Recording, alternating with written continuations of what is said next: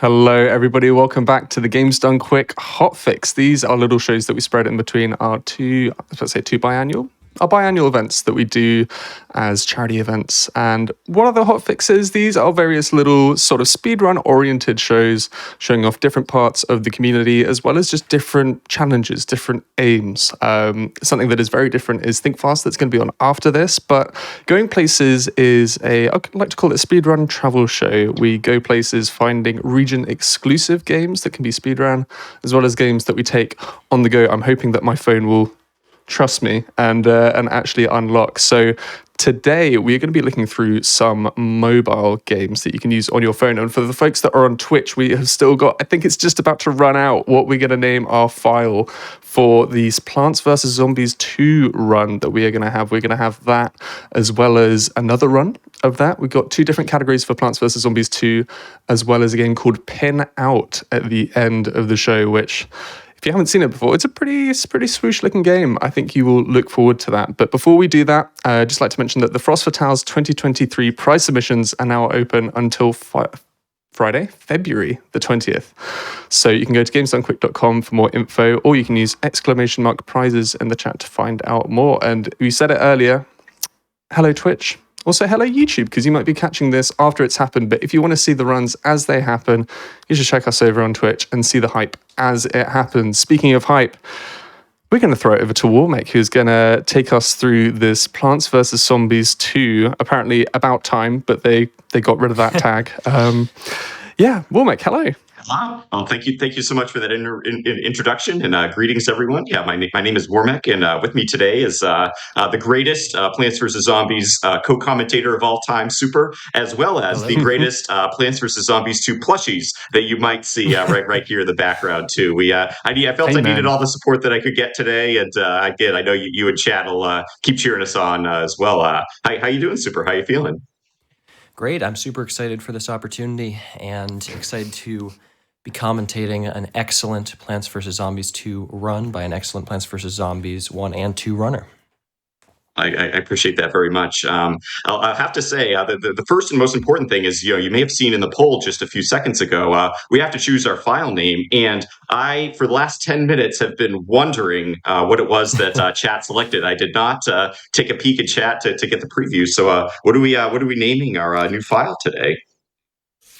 Well, unless my producer comes into my ear and tells me that there's something different, because I saw it as it was just about to close, and I can't say it because I'm not on board, but it looks like it is going to be Crazy Dave. Crazy Dave. Yes. I had a feeling, those of you new to the Plants vs. Zombies series, Crazy Dave is, most people might consider him a protagonist, but, within the community and, as you sort of go down that Plants vs. Zombies iceberg, there's some thoughts as to, whether Crazy Dave is, here to help or here to profit or something like that. So we'll have to kind of keep the conspiracies, as, just sort of our own food for thought here. But we create a new file here. Plants vs. Zombies 2, again, is a great mobile game that was, believe it or not to make anyone feel old, but introduced about 10 years ago. Just sort of the speedrunning community started picking up maybe for the game about 4 or 5 years ago, give or take. We do have a big community for both Plants vs. Zombies 1 and 2. We have our own Discord server and leaderboards and things like that. And sort of contrary to popular belief, Plants vs. Zombies 2 is not an auto scroller, and there's quite a bit of sort of strategy and decision making that goes on. But without any further ado, right as soon as I hit play here, we'll be starting our timer and getting going. So, I guess. Awesome. We are ready when you are. Great. All right. We'll count it down. 3, 2, 1, and we are off. PVZ2 has a bit of a history, and because it's a mobile game, we always sort of have to juggle the releases, the updates, and sort of the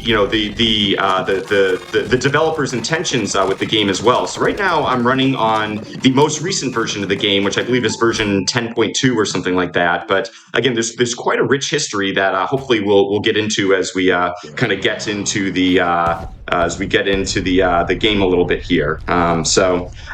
We used to be able to skip over these tutorials, and actually I'm a little bit worried that we might have had our sound glitch coming up here, which is something I was hoping to avoid. But sometimes when there's a lot of noise going on at once, or we heard sort of those intros, sometimes it can glitch the music out a little bit. So I may actually be doing a very quick reset, between levels or after levels, but that's what we got. Anyway, Super, as we sort of finish off this very first easy tutorial level, what is Plants vs. Zombies, and kind of what's the objective, and what do we feel like runners really need to know as we're kind of getting into the game here? Well, yeah, totally. So, Plants vs. Zombies, often tagged as a tower defense game, but I know that you will sometimes describe it more as an RTS. Your goal is basically to kill the zombies as fast as possible with your army of plants here. And so a lot of players, myself included, who played the classic PvZ1 and PvZ2, thought, that the zombies will just spawn whenever they want. It's an auto scroller. There's not really much you can do to make the game go faster or slower. But there is something that we can use at our disposal here entitled the 50% rule, which if you've ever had any experience with Plants vs. Zombies before, speedrunning specifically, you will no doubt have heard about that term. But I know that Warmack gives a very good explanation for it, particularly as it applies to PvZ2. So why don't you fire that off? Exactly.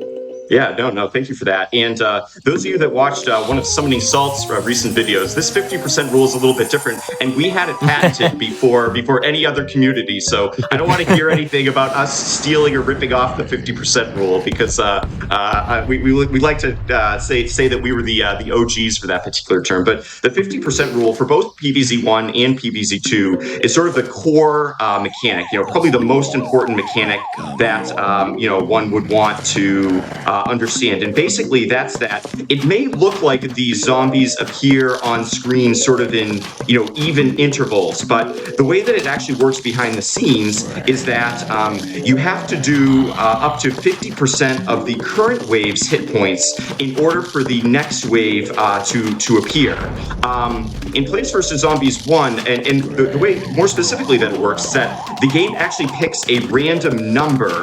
In PvZ2, I guess they pick a random number between 15 and 30% of the current wave's hit points. And once you do that amount of damage to that wave, then the subsequent wave will appear, even if there's still some zombies left. And so it gives it this feel of like a little bit of randomness, like these hordes are coming, but you're actually sort of very much in control of when the next wave appears. But Plants vs. Zombies 2 has sort of an even more unusual mechanic going along with it, that the zombies, when we talk hit points, the hit points are actually defined by their hit points without armor. So you'll see, like right here, we have bucket heads on screen, those bucket heads, you don't basically sort of earn credit towards that 15 to 30% until you get rid of the bucket head, or again for the zombies that we have in the top row there, the cone head. It doesn't count towards the 50% rule until you get rid of their armor. So as a result, you'll see me place a pretty high priority on taking care of zombies. Like when we get a wave where there are a lot of high armor zombies, we really kind of want to go all in to get rid of that armor as soon as possible, in order to proc the 50% rule and therefore get the next wave to appear on screen. So again, a little bit of complexity there, and again, we'll be happy to kind of give some more details, or sort of explain further as we get further on in the run here. But that is the core mechanic, that the zombies do not appear on screen either in random or fixed intervals, but rather it is actually the player that sort of drives how quickly the zombies appear on screen. So in other words, it's a speed run. We want to kill wave A faster so that wave 2 appears on screen as quickly as we can. The one exception to the 50% rule is the final wave. Obviously, when it comes to the final wave, as we have Crazy Dave making his first appearance of the game and eating a taco, this is where we get into the plot of the game. Something was not well with Crazy Dave's taco, and it's taking us back in time. Which again, when we say going places, actually very very appropriate for this particular type of thing here, because we are going places. We are going into the past, and actually probably after this level, there's a good chance I will be restarting the game, because the sound glitch, again, the mobile game, no game is perfect, but we do have a little, there's a little bit of a sound glitch here that we that we want to take care of, and so anyway, the game does save after every level, I believe. So. Oh yeah. So we don't have to worry about a reset or anything like that. Otherwise, it would make the game very very difficult to take care of. Yeah. So we have actually one of the first features here that makes PvZ2 a little bit different from PvZ1. You may have noticed that by using a plant food, which the number that I have left is in the lower left hand part of the screen there. We were able to have our plants use one of their special powers and do significant amounts of damage to the zombies. So that was one new thing that they added to Plants vs. Zombies 2 that, again, sort of makes it a little bit different from its predecessors. The other thing that they did was, again, sort of in true mobile game fashion, they added the power-ups, which you can see in the bottom there. We have the power snow right here. We have the electric zap. And there's a flick ability as well. And the number of uses that you get for this is just sort of a practice level to get you used to it. So again, the entire game is not going to be me basically blasting these, spamming these power-ups, but that's kept track of by the money that you can see in the top right corner of the screen. And that actually provides a really cool metagame for PvZ2, that we're limited by the amount of money that we have. And as a result, we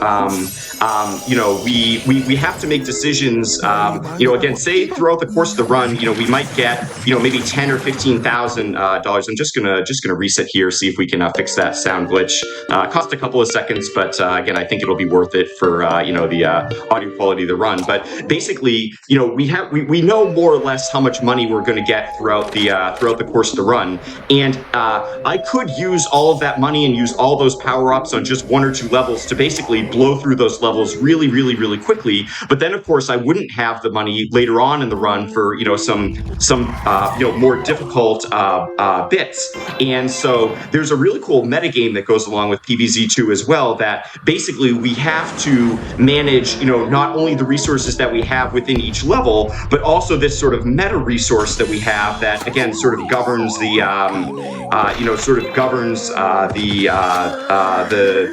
we only have a finite amount for the entire run. So I actually kind of like that. Again, you kind of, it really is like when we were talking about an RTS, this really is a resource management game at the end of the day. And it's a really, really nice feature to have that, again, I think kind of makes PvZ2 a little bit different from its predecessors. Yes, and someone from chat brought up the in-game purchases element. Those are obviously entirely banned from all speedruns. So we are working with whatever we've got here, whatever the game gives us. But yeah, definitely managing those resources, and also one element of PvZ2. I don't know if we should bring it up this early, but as Warmack has mentioned a couple times, the different versions of the game were running on the latest patch, and for people who actually play actively PvZ2, that might be a little bit disappointing to hear, mostly because in recent patches they've removed a couple of key elements that used to make speedrunning the game a lot more interesting, and we are working on that as a community. We are trying to introduce elements that would make running on older versions viable again, but right now, as you'll see in this run, we are gonna do Ancient Egypt first and then Pirate Seas, because you have to play through Ancient Egypt all the way in order to get to Pirate Seas, but that didn't used to be the case. We'll touch more on that in a little bit, but first, why don't you explain the conveyor level right here? Yes. So we of course have some most of the levels sort of play like we saw for those first few levels. You pick your plants and you sort of have so much to go through. But there are some conveyor levels, and that's sort of our first real element of RNG that comes into the run. Because in this level, of course, we hope for offensive plants, the bloomerangs that you see on the left-hand side of the screen. But sometimes, and I'm actually getting pretty bad RNG here because normally there's a very high probability of getting wow, this is actually this is incredibly bad. I'm not worried about losing the level, but this is actually among the worst RNG that I think I've ever seen. Just for again a little bit of perspective here. Again, normally I think there's about a 75 to 80% chance of getting a bloomerang, and as you can see, it's been about 50-50 between the walnuts and the bloomerangs so far. But again, that's part of the game. Every game has a little bit of RNG in some regards or another. And this is Plants vs Zombies 2, and we just have to deal with it. You may notice that I'm placing the plants as quickly as I possibly can, and that's because there actually is a little bit of RNG manipulation that you can do in that you get if you let your conveyor get too backed up. They give you additional plants at a slower rate, so that's also something to kind of keep in mind, as we sort of finish up this level here. So luckily we did get some bloomerangs at the end. We didn't get totally trolled, but this level is definitely probably I'll bet we lost 15 or 20 seconds just as a result of not getting those not getting the plants that we wanted in the conveyor levels. So I do like this in Plants vs Zombies 2, and we'll talk about this a little bit more as we get into some of the further levels. But there certain levels do have objectives, and you have to sort of work within the objectives or the constraints that the game gives us. And again, it adds a nice sort of twist to make the game a little bit less repetitive and things like that, and add a little bit of variability and things like that. But from a speedrunning perspective, it also can make the game a little bit unpredictable. And so again, that's sort of really where the strategy comes in. It's a matter of sort of making do with with sort of the RNG and the constraints that the game gives you. So.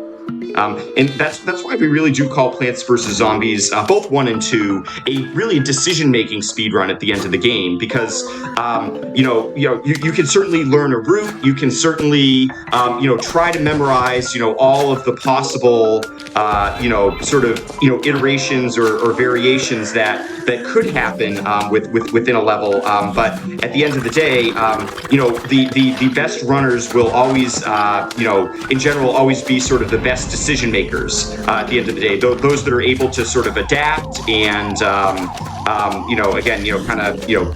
fix mistakes and things like that are likely going to be the ones that sort of end up ahead of the curve a little bit. So. Yeah, someone in chat asks if there is a certain point in the game that we're going for only Ancient Egypt or 100% completion. And so the real category that's going on right now is just mainly completing Ancient Egypt. That's the officially defined category. But as a bonus, we're also doing Pirate Seas as well. And we're mainly going with Ancient Egypt right now. That's the one that Wormack most actively runs right now. Again, from a time perspective, as you might imagine, it's at 9 or 10 worlds in PvZ2, each of which takes an hour or more to complete. So just sort of within the time frames of sort of a hotfix event, Ancient Egypt and Pirate Seas being about an hour each, kind of made the most sense. But I have done what we call our all worlds run, and again, the world record for that category is 12 and a half hours on one of the older versions of the game. So again, many categories ranging from a couple of minutes to an hour or two, and then all the way up to 12 and a half hours. So no matter what your preferred length of speedrun is, there's something for you in PvZ2. Yeah, I was about to say we certainly do not have time for a 12-hour run. Although I would like to, I don't know, I it'd be interesting to sort of scan through the video of that and see, how the sanity holds up, because I can barely make it through a 2-hour stream. So it's a fun run to watch, I'll tell you that. I don't know how it feels to play Wormek, but definitely all the times you've done All Worlds, it has been a blast. It's been a great time. I also, this again, one of the sort of most legendary stories in our community is at my very first All Worlds run. It was about 13 hours, and 13 hours into the run, I got an extremely rare glitch on the final boss that caused him to freeze and no longer be able to take damage. So again, I was at sort of my wit's end. I was incredibly close to the world record of the category, and the very, very final boss got an extremely rare we learned later, a frame perfect glitch that caused me to need to reset that particular level and spend another 5 minutes finishing the level, and it did cost me the world record at that time. Again, did come back later to manage to reclaim the world record, but again, that was sort of the stuff of legend for a long time in the PvZ community. So yes. Someone else in chat also asked, so if EA decides to close this game down, is that it for future speedruns? And well, we're in the past, back when we thought EA was, benevolent, if they ever were, but we were basically like, okay, we're thinking that PvZ2, it came out in 2013, right? It's still being updated today, and for people who are aware of mobile games, a game being supported for 10 years in the mobile game space is absolutely absurd. And so we were kind of holding out hope that there would be some kind of final patch of the game, final release. They'd maybe release Plants vs. Zombies 3, and then PvZ2 would be free for us to experiment and run with. So that was always our policy in the past, was basically that we would run on the latest version.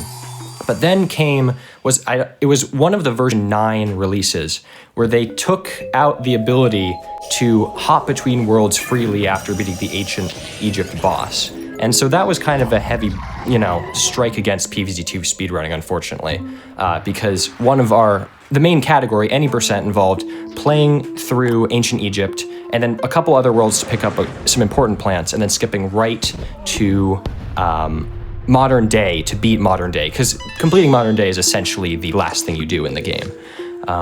So right now what we're planning on doing as a community, unfortunately this game, because it's available for so many mobile platforms, Android, iOS, emulator, there are a lot of loading inconsistencies. You can play this game on, an iPhone 5 or an iPhone 14 Pro. Those are very, very, very different devices with very different capabilities.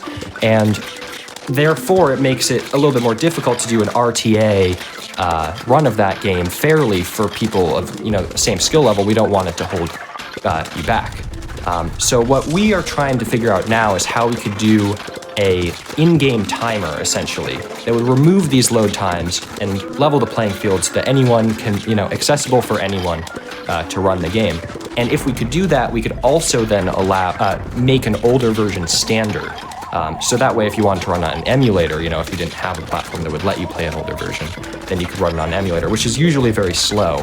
But that's something that we're trying to work towards. And if anyone, in chat knew of a way that we could easily do that, maybe a load removal tool, that would be much appreciated as well. So that's the appeal right there. Had to put that out there, because that's how we see PvZ2 speedrunning becoming the most successful. Just for some example, we'll be able to see this, sort of after some of these screens here. But anytime that you see there's sort of a little flower as part of the loading screen, a little right here. This is where it gets inconsistent. So I'm playing on a device that is not the fastest, but one of the faster versions out there. But it's really funny because it not only matters, again, say you're running iOS 14 like Super said, but if you're playing on an iPad, that actually has significantly worse load load times, even as we, even if you're running on the same, operating software and things like that. And so there's device issues, there's version issues, and things like that. So again, I think that is one of the things, admittedly, I think that sort of does hold the game back a little bit, is sort of just, all games, again, whether it's, PAL versions or anything like that in the past, there's sort of always been potential, there's always sort of been, concerns with, kind of load times and version differences and fairness. But we feel like we have a particularly brutal case of it, just because of the, they're releasing new iOS updates all the time, and again, it really adds quite a bit of variability to the to the game that does make it like Super said, sort of difficult to have an incredibly consistent platform. So yes.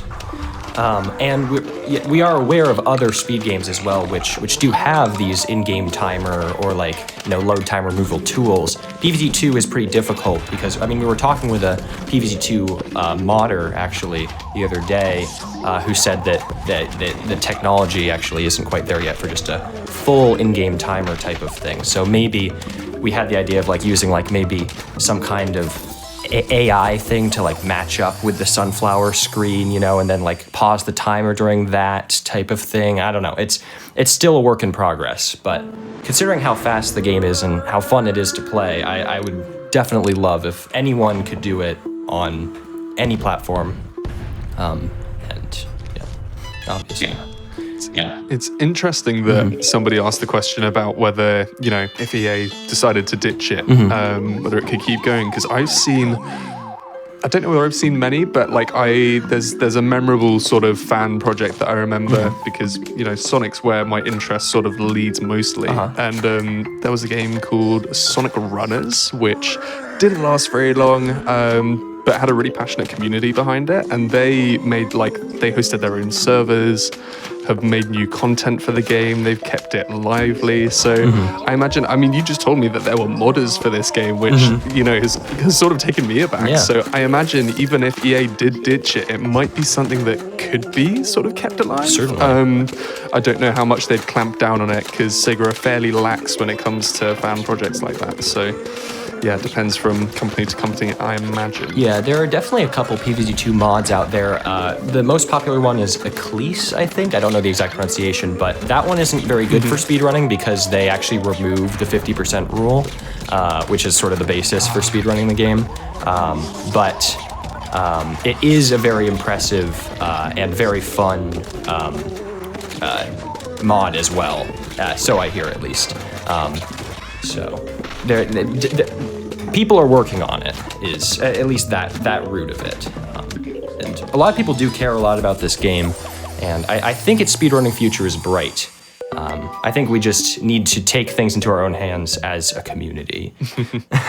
So yeah, we're sort of, for a couple of years now, we've sort of been thinking, we've got to be, we've got to be right there in terms of a final release of the game. But again, it really is, every couple of months. And again, if it was a small change, maybe they release a new, premium plan or, paid content or something like that. It wouldn't be a big deal at all. We'd be able to, kind of work through it. But, when literally we used to be able to skip the first 5 levels of this run, the tutorial levels entirely. But now, of course, now we can't. And so as a result, it does make some pretty significant sort of inconsistencies between categories and things like that. I did want to sort of very quickly talk about sort of as we've been getting through some of these levels here. You'll notice that cone head right there, and that sort of brings up an important point that I wanted to kind of highlight a little bit. That this game, there's some the zombies that appear on screen the zombies themselves are the same every time you play through the game in each wave. So, for example, wave 1, almost always has just say a regular, a regular zombie, and maybe wave 2 has, say, a conehead or something like that. But there are certain times where we know exactly what row a particular zombie is going to appear in, and what we can do is, with that knowledge, we can sort of predict and place, the potato mines or some of the high damage plants in that particular spot when we know that there's one of those we call it a deterministic wave coming up. But it's very important that the entire game itself is not deterministic. Sometimes we know there's going to be a regular zombie, but it might be in row 1, or it might be in row 4, or they might put 2 regular zombies in row 2 with a very small probability. So this game is actually a very delicate balance of being able to be prepared for those deterministic waves and making sure that you have you've done everything you can for them, but also sort of being able to think off the cuff and be like, oh, okay, I got this zombie in this row, so I need to react. I need to use my sun in this way. Maybe I need to plant an extra sunflower, things like that. So there's this element both of being able to execute upon a particular strategy, which again is usually done by like knowing the time when a zombie appears on screen and being prepared for that, but also being able to think off the cuff. And that's really one of the things that I love the most about Plants vs. Zombies 2 is that, like, it's not you'll never be able to like solve this game or come up with like the perfect strategy for every level or anything like that. It's it really is, again, in my opinion, a masterpiece in that regard. That they just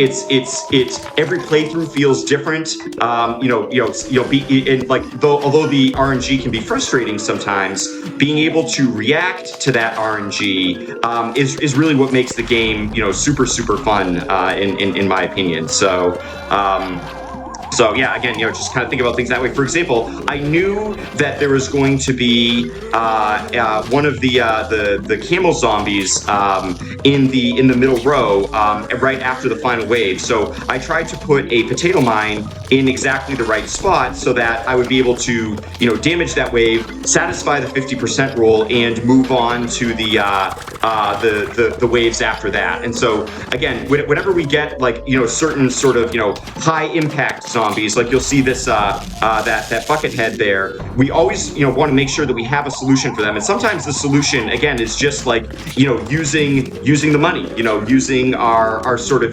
fixed kind of metagame currency. But like in this case, normally I would have needed to use something against that bucket head because again it's a very high hit point zombie that could cause a lot of trouble. But I got a little bit lucky that one of the potato mines that I had used a plant food for bounced over into the row that I knew that the bucket head was going to appear in for the final wave. So as a result, I could save a little bit of money there and potentially, use that for. Oops, I actually forgot. I do not do a refresh. Oh no, I actually do. I apologize. Yep. I got confused. This is one of the levels that they changed relatively recently. So I had a plant selection that I was used to taking, but they tricked me up a little bit on that one.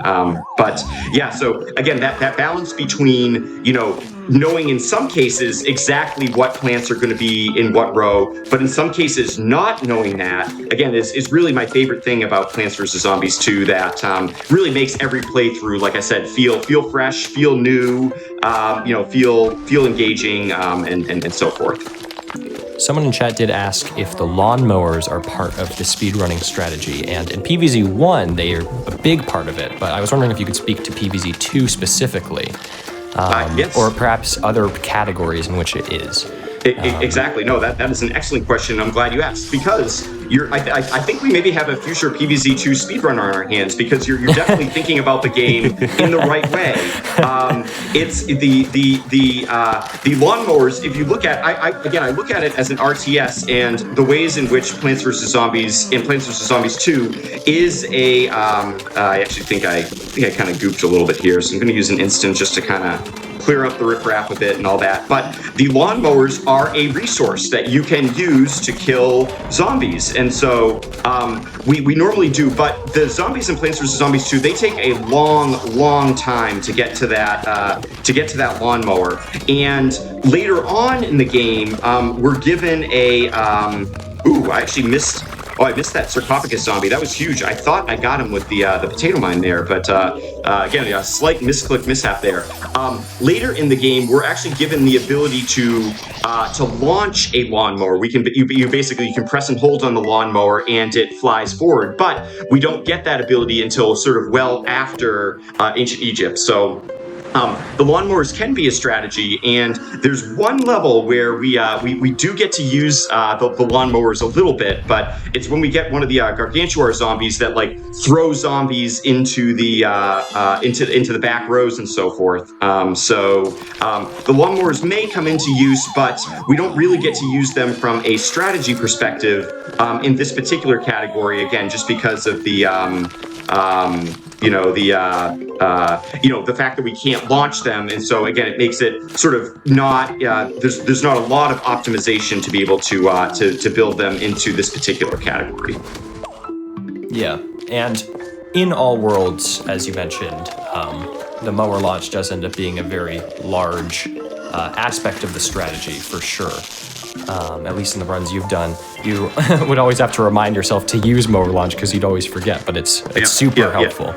Yeah, that's not unlocked until far future, which in the all worlds run, the all worlds run that you usually do on the older versions, definitely a big strategy there. But so look at these mold colonies here. So what's the deal with them? Why did they show up? So again, this is another thing that makes PvZ2 just a little bit different, is that this is one of the objective levels. And again, normally, most of us, playing through both casually and from a speedrunning perspective, really want to, keep our plants as safe as possible. But what the game did to kind of throw you off is some of these levels are mold colonies, and you can't plant anything on the mold colonies at all. So if a zombie slips past there, you still have your lawnmowers, but no planting on those back two rows. So again, it kind of forces you to be, a little more aggressive, a little more, kind of be willing to kind of live on the edge, because your plants are going to be a lot closer to where the zombies can eat them. And I actually did lose a plant or two on that level, and ended up sort of falling behind with some of my planting strategies and so forth. So again, I do like the objectives overall. Again, I think they add a nice, sort of twist to the game. Keep things, like I said, keep the levels from feeling a little too, routine and stale and so forth. So, agreed. Yeah. Any other questions in chat, sort of about the the run, the community, anything like that? Someone asked about a pay-to-win category. That would be funny, but also, probably not very accessible to most people. So yeah, all microtransactions and even internet access is banned. No watching ads, none of that stuff. But also someone's asking if you do PvZ speedruns and have a channel. Yes, indeed. Warmac has had a lot going on recently, but I know very, very much wants to get into speedrunning this game and its predecessor, Plants vs. Zombies 1, a lot more actively. So yes, I also am a Plants vs. Zombies speedrunner as well. I've been taking a little bit of a break from the game, but I do intend to be doing some runs of it myself too. So yeah, definitely. It's a blast. Really welcoming community as well. A lot of people who really want to help you out and share the love of Plants vs. Zombies. So good question. I ironically there tried to make use of a lawnmower strat there, but didn't quite work out the way that I thought. I got a little overwhelmed in one of the rows, and again, there's a little bit of RNG there that threw me off in the sense of the zombies that sort of throw a little bone and create a grave also have a little bit of of an issue. So let's see. I think I do. I think I missed something here, but a couple things to note here. One, save our seeds level. So if Warmac loses even a single one of those sunflowers on those tiles, he has to restart the entire level. So pretty scary there. Also, second question, someone asks, what made you guys want to speedrun this game in particular? So I can speak for myself. I loved this game. I played it all the time when it came out on, on the mobile version, on the iPhone, and also I played the DS version a ton. And I first started speedrunning the all puzzles category of Plants vs. Zombies 1 because I always thought those puzzle levels, super fast paced, super fun category. You can complete every single puzzle level in just over 10 minutes now. But I realized, I always loved Plants vs. Zombies, and so that's how I started doing it. And then Warmet came on the scene, and that was early 2017. Warmet came on the scene doing any percent, I think, in late 2017, but if you want to speak to that a little bit. Absolutely. So I was, again, not to date myself, but I was a little older than maybe some people in terms of sort of when I got into PvZ, when PvZ was sort of released relative to my age and so forth. But we have a little bit of an issue here. I just didn't quite. I should have saved one more plant food here. Oh man, I'm embarrassing myself here a little bit. Yeah. Luckily, not going to take a death year, I don't think. But we got to. Plants vs. Zombies too. Sometimes things get. Yeah. But the PvZ 1 was released in 2009, and I picked it up on a Steam sale at one point, or my brother bought it for me actually for my birthday, probably around 2011 or so. And I love the game. Again, it really was like I always loved those like tower defense games. Even the old Flash games and stuff that they used to come up and things like that. Had that for a little while, and I met my now wife in 2013, and again. She grew up with the Nintendo 64 and things like that, but hadn't done a lot of gaming in her adult life. And so I suggested, I sort of felt like it would be her kind of game, not like she loves like strategy, board games, all that kind of stuff, and not maybe less so sort of on the like super competitive online multiplayer sort of thing. So I'm like, I'll bet she'd love Plants vs. Zombies, and turns out, so we played through the game together as a couple, many years ago. And I remember at one point I came home from work, and she was there playing actually the puzzle levels that Super mentioned, by herself. And again, I always thought like I'm maybe a little cynical or whatever. I sort of never really believed in the whole like when, right, or you have that moment when you found the one. But like let me tell you, when Mrs. Wormek was there playing Plants vs. Zombies, like really enjoying it, doing the puzzles and stuff, I'm like, maybe this is the moment. And so then again, a couple of years had gone by. This again was sort of like right when Twitch was like maybe in its like very, very, very early stages. And once I was originally a Final Fantasy 1 speedrunner, but once once I was sort of done with that run, and I was sort of at a point in my life I had a little bit more time, I was like, I wonder how interesting Plants vs. Zombies would be to run as a game. And again, after playing it, learning the strategies and all that sort of stuff, I fell in love with it. The strategy, the way every playthrough was different. The constant evolution of what plants to take and how best to prepare for things, and seeing the game optimized over time. Again, that was about 5 years ago, and it's just kept me coming back. So I just I love the game. I have a real passion for it, and it was really just kind of on a whim, this game that I love, and maybe I can bring that together with speedrunning, something that I love, and here we are today. So yeah, I mean, seeing the progress since I verified, I think your first run. I don't remember if it was me, but back when I started running the game, the world record was a 4:23, and now it's dropped by over an hour to a 3:17 by the legendary YMBLCZA, who is an unbelievably skilled Plants vs. Zombies 1 runner. No one else is even close. I mean, the next best runners are still in the 3:23-ish range, which is 6 minutes slower. So YMB, I think, has world record in most of the PvZ1 categories, except for all puzzles, I believe.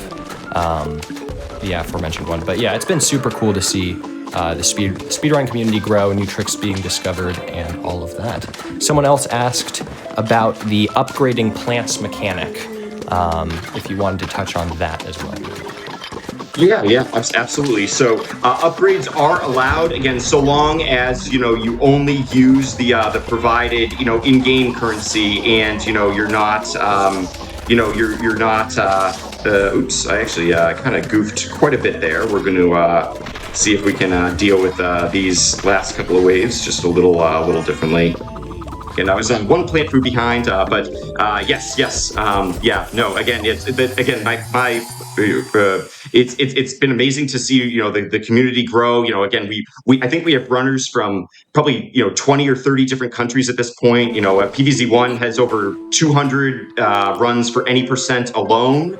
And all the different seeing the back and forth. Again, I did have the world record in PVZ1 for about 2 years, but again, even when the new runners kind of took that record, and since then it's been even it's kind of I would say fallen even further behind, but I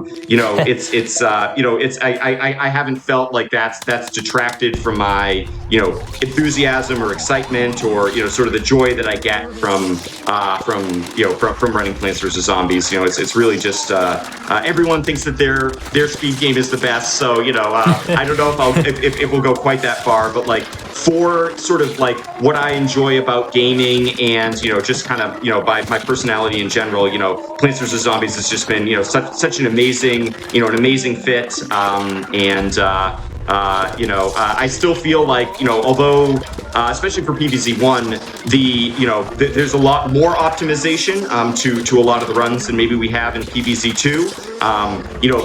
We discover new strategies all the time, and there's really sort of again no limit to kind of how good you can get at different categories. And again, there's fast categories, there's slow categories, fast thinking, slow thinking, luck based, skill based. So again, no matter kind of what your tastes as a gamer, there's definitely something for you when it comes to PVZ. Yes, exactly. The IL categories are very, short and sweet and fun if you're looking for a short time. Then you have 100% or all worlds Plants vs Zombies 2, of course. 12 hours. It's quite that one. Just a casual, just kind of a casual, easy day. So yeah. Exactly. But yeah, I truly do believe that Plants vs Zombies 2 it is yet to have its golden age, I would say. Mm-hmm. I think that game, this game, there's a lot that we can do with it. There's a lot of, and the fun thing about this game, the main thing about this game versus PVZ1 is PVZ1 has no fast forward button, whereas this game does. So this game ends up just being so much faster paced in general that PVZ1 is, I would say, especially N%, is a very slow, methodical, and like very extremely strategic, whereas this one does actually test your fast-paced decision-making skills, and levels just go by so much faster. And so I think that a lot of people who are skilled at PVZ1 will find this game to be a very different, whole different ball game, so to speak. I personally have done most of my running in PVZ1, but I do think that especially if we could get the in-game timer, this would be a fun one to tackle as well. Absolutely. Warmack has done, I would say, the majority of the optimization for the majority of this game's categories. So it's been cool to see. I mean, he always used to do this series called PVZ Tuesdays, where on Tuesday do a PVZ2 run, and that was a classic thing for a while there. Do those PVZ Tuesdays, but Tuesdays now, unfortunately, is grad school Tuesdays, so not nearly as fun for just about anyone involved. So hopefully again I'll actually be done this summer, so that'll be good. Again, maybe be able to pick some of that back up again. But again, Super brings up a good point. PVZ2 again, the versus PVZ1, it's still, both are very strategic and neither are Indeed, easy games yes. to learn or master. But PVZ2, it is faster. There's no there's no question. It's again, there's a very, very high skill cap. You'll see here even the different plant selection features, and all the just again sort of how fast you need to think on your feet.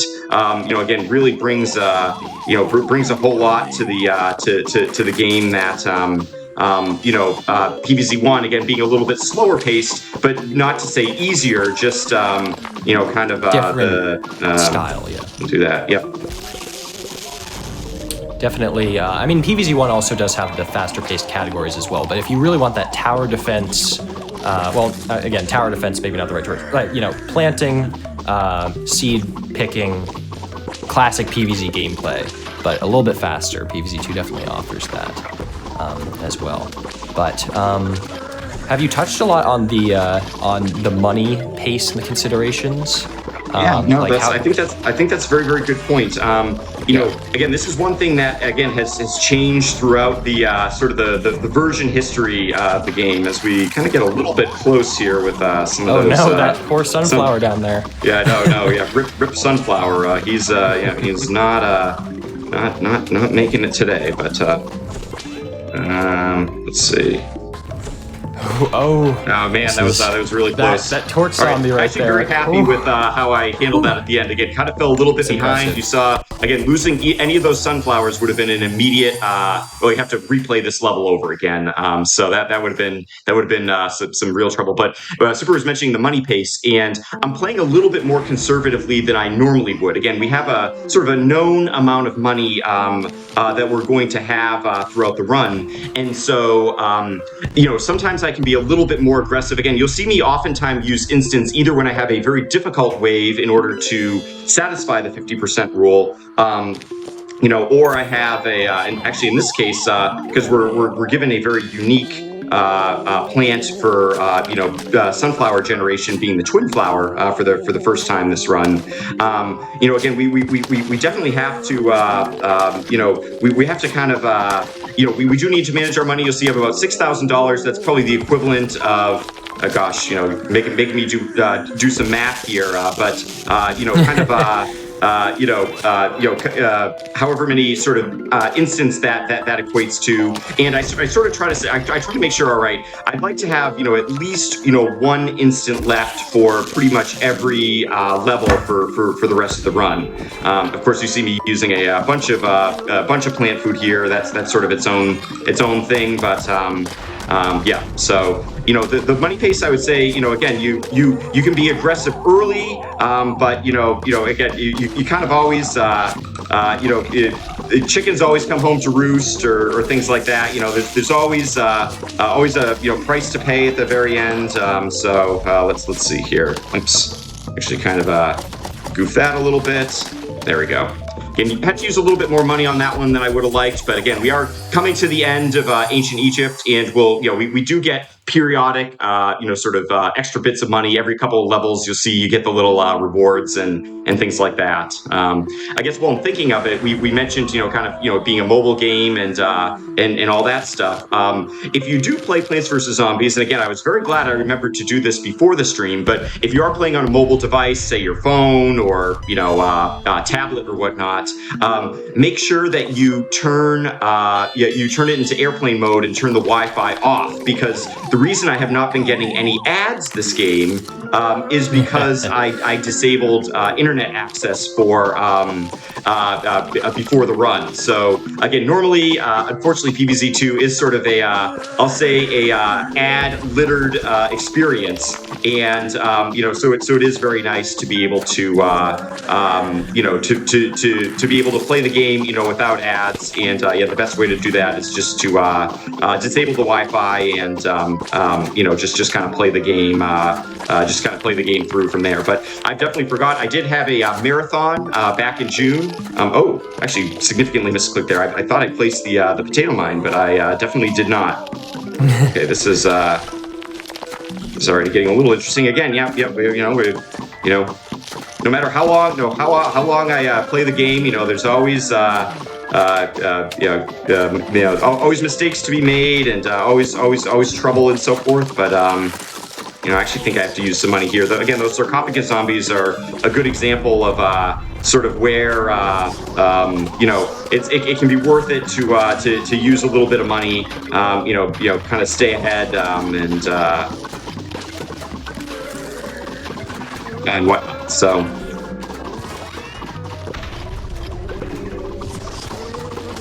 Any other questions in chat or thoughts, or sort of kind of wondering sort of why I'm doing what I'm doing? Which again, I think all speedrunners oftentimes wonder why they're doing what they're doing, but it's at least PvZ specific. That's oh man, this is I've got a question, somewhat game related. Totally. You mentioned it at the start, and I'm sure people have admired throughout the run your collection of plushies in the background. Are there any that you think are missing from your collection that you'd like to, scoop up at some point and make a? That's a very good question. It's always hard to pick a favorite plant. It's a little bit like picking a favorite child or something like that. But I do have the majority of my favorites at this point. But let's see. If I were missing one, I do like some of the more, slightly more obscure plants. The Gloom Shroom is one of the most powerful ones in PvZ1. So again, it might be nice to have a Gloom Shroom, and again, it could be good for sort of the emotes or the memes or things like that. Or if I do something silly or make a mistake, I could put up sad face Gloom or something like that. But that's maybe the Gloom Shroom. But again, the collection's sort of well over 15 at this point. Every once in a while, they'll sort of make a more in-person appearance on stream. But it's been a good collection, and kind of been, I think, fun for family members to kind of find maybe a more rare or obscure PvZ plushie online. I have two nieces, ages 5 and 3, and they love the plushies. I'll give them a chance to play. Again, not of course going to be too protective or anything like that. They're meant to be fun and played with and stuff. But luckily, my brother, again, the one who sort of introduced me to PvZ, is introducing his girls, my nieces, into PvZ as well. They love the puzzles and the vase breaker. Again, the true OGs, remembering the vase breakers and stuff. I think there's something very satisfying, no matter what age you are, about being able to kind of smack the vases and do that as well. So again, future world record holders, might be in our sight. It's not out of the question. They're starting early, and that's the only way to do it these days. So yeah, in order to get them competitive. Exactly. A couple questions though from chat. So first of all, someone asked, why do you put the sunflowers in the second to leftmost row instead of the leftmost? Very good question. In PvZ2 in particular, it's a little. Actually, this is a great question. That it's probably 5 times more detail than you might have really wanted. But PvZ2 has what we call a 50 sun meta. And what that means is that sunflowers cost 50 sun, but they generate 50 sun. In PvZ1, sunflowers cost 50 as well, but they cost, I have to be a little bit precise here, just for a moment here, but the sun costs 50, but they only generated 25. And so as a result, losing sunflowers in PvZ2 is really not a very big deal. It's much more important to protect your damage dealing plants than it is your sun production plants, particularly because, again, it's sort of so cheap and easy to replace the sun.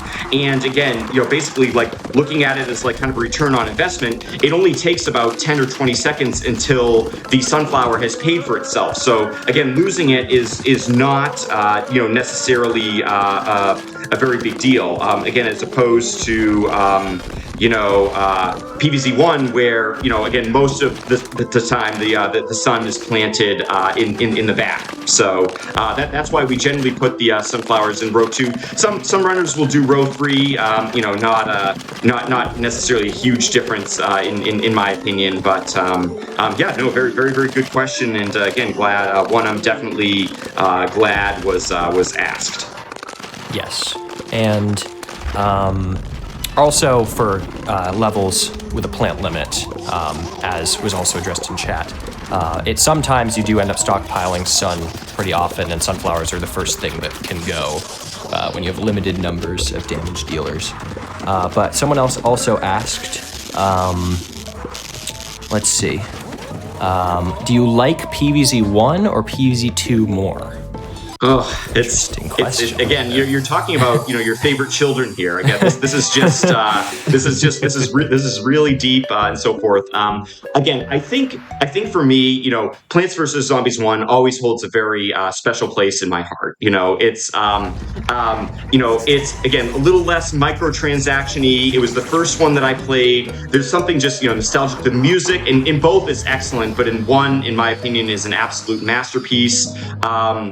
I think PVZ2 did a lot to, sort of upgrades, make some really great quality of life changes, things like that. But I do think overall PVZ1 is probably the, just a sort of a slightly better designed game, and and just again, really kind of, has a special place in my heart for, just kind of the nostalgia, again, the brilliant design that it has, like I said, the music as well. But what do you think, Super? Again, I think I know your answer, but worth kind of putting the question out there to not create controversy, but just get people's thoughts on the topic. So, I would love to answer that, but first I think explaining this boss would probably be a good thing to do. What's the deal with Dr. Zomboss here? We got kind of a big nasty boss, and the trick there, of course, being it is also an auto scroller. In other words, we didn't get to pick the plants that we had in order to go against the boss.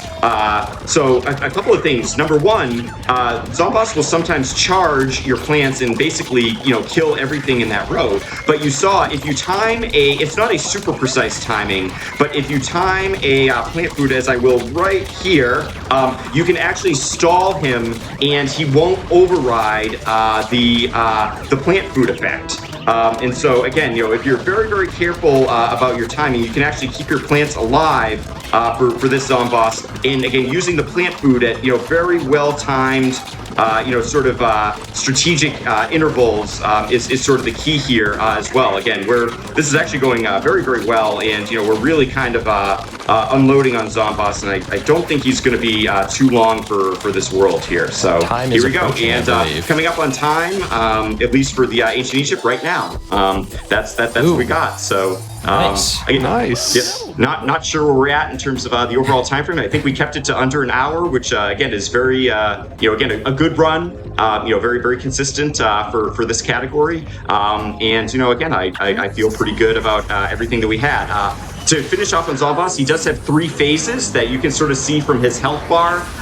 He spawns more difficult zombies as the level progresses. So what you actually sometimes want to do is sort of save your plant food and save some of the damage that you can do until the very end, so that when he gets to phase 3, you can just unload everything and sort of never let him get ahead of you. But that's it for the Ancient Egypt category. We are heading on to Pirate Seas. That'll be coming up next year in a little bit. But again, feeling pretty good about it. Again, we got a lot of hope you got to see an intro to different level types. The strategy, again, the 50% rule, sort of the metagame that we have with the money, and a little bit of sort of about the deterministic versus the non-deterministic waves. Again, that I really think makes PVZ2 sort of as Super said, sort of a great game, and sort of one that sort of has nearly unlimited potential, and we're probably still a little while away from the golden age. But if it's a game that interests you,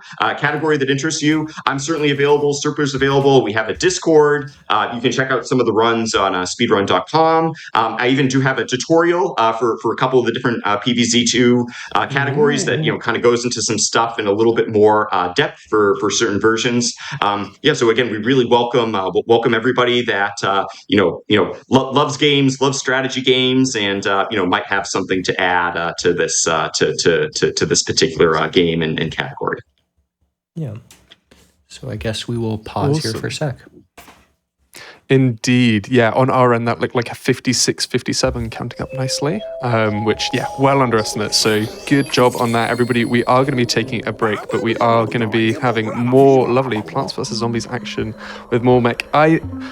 Chat looked like they were really enjoying it. So yes. I think you're doing a fantastic job. We are going to be moving on to Pirate Seas after this, which apparently is a category that doesn't exist on SRC. Sort of. We'll get into that. I'm sure it'll be a treat. Yeah. It's a historical treasure. There'll still be good value. We'll get new plants, new worlds, new objectives. Pirate Seas has a lot. Actually, one of my probably top 3 favorite worlds in PVZ2. Again, super well designed. The zombies are fun. The themes are great, and of course, who doesn't love pirate themed anything? So absolutely. Awesome. Alrighty. Well, we are going to be having a quick break before that starts. This is a good opportunity to make sure that you're staying hydrated, and have a little stretch if you have the means to do so. Absolutely. And enjoy the music that we have during our break. And we will be back very shortly. Very good.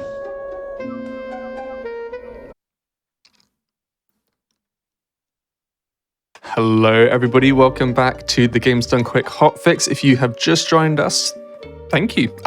This is Games Done Quick Hotfix, as we mentioned, and this is Going Places. This is the Speedrun show where we have a look at games from around the world that are region exclusives, so maybe something that you haven't seen before, as well as games that we take on the go on maybe our mobile phones, as we're doing today, or handheld consoles like Game Boys, PS Vitas, PSPs, DSs, the whole shebang, even Game Gears.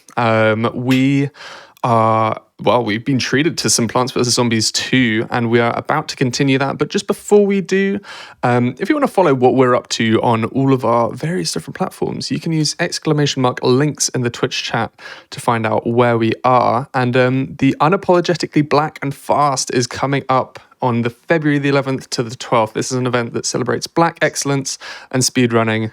And you can use, once again, another command, ! UBAF in the Twitch chat to find out more info about that. But for now, we are going to be treated... I keep on saying treated. It is an absolute treat. Woolmec is going to be taking us through another category in Plants vs. Zombies 2 on this is a mobile game, special mobile episode. And take it away, Woolmec. Absolutely. Well, thank you for that introduction again. We just had a lot of fun playing Plants vs. Zombies 2, the ancient Egypt world, and now we're moving on to the next world, Pirate Seas. Again, very thematic, fun, and absolutely up there as one of my favorite worlds in PVZ2. Joining me today, in addition to my excellent co-commentator, Super, we have my fan club, the Plants vs. Zombies plushies, still there giving their support, and unlike last time, the best companion in the world, little H2O to make sure that we all stay hydrated and so forth. But Super. We got round 2 here. Pirate Seas. What are we thinking? Well, I am excited to get into Pirate Seas. This is technically not a real category, as we will see soon, but it is going to be a fun category.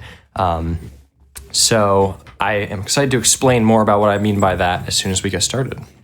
Yeah, we're running a non-real category. What do we got? Well, we'll have to just fasten your seatbelts. As again, we'll start the timer in 3, 2, 1 as we click play. The history there, as we're kind of going into it, is that you used to be able to Plants vs Zombies 2. Again, it's been around for 10 years, but they've made several very significant changes to PvZ2 over the years through updates and patches and fixes and everything like that. And one of which is that for many years we used to be able to basically play the worlds in any order that we wanted. And that had the advantage of basically after only a couple levels in ancient Egypt, you then unlocked what they called the world keys, and that meant that you could go to any world that you wanted. And so from there, we basically had our individual level categories. Our ILs were born, and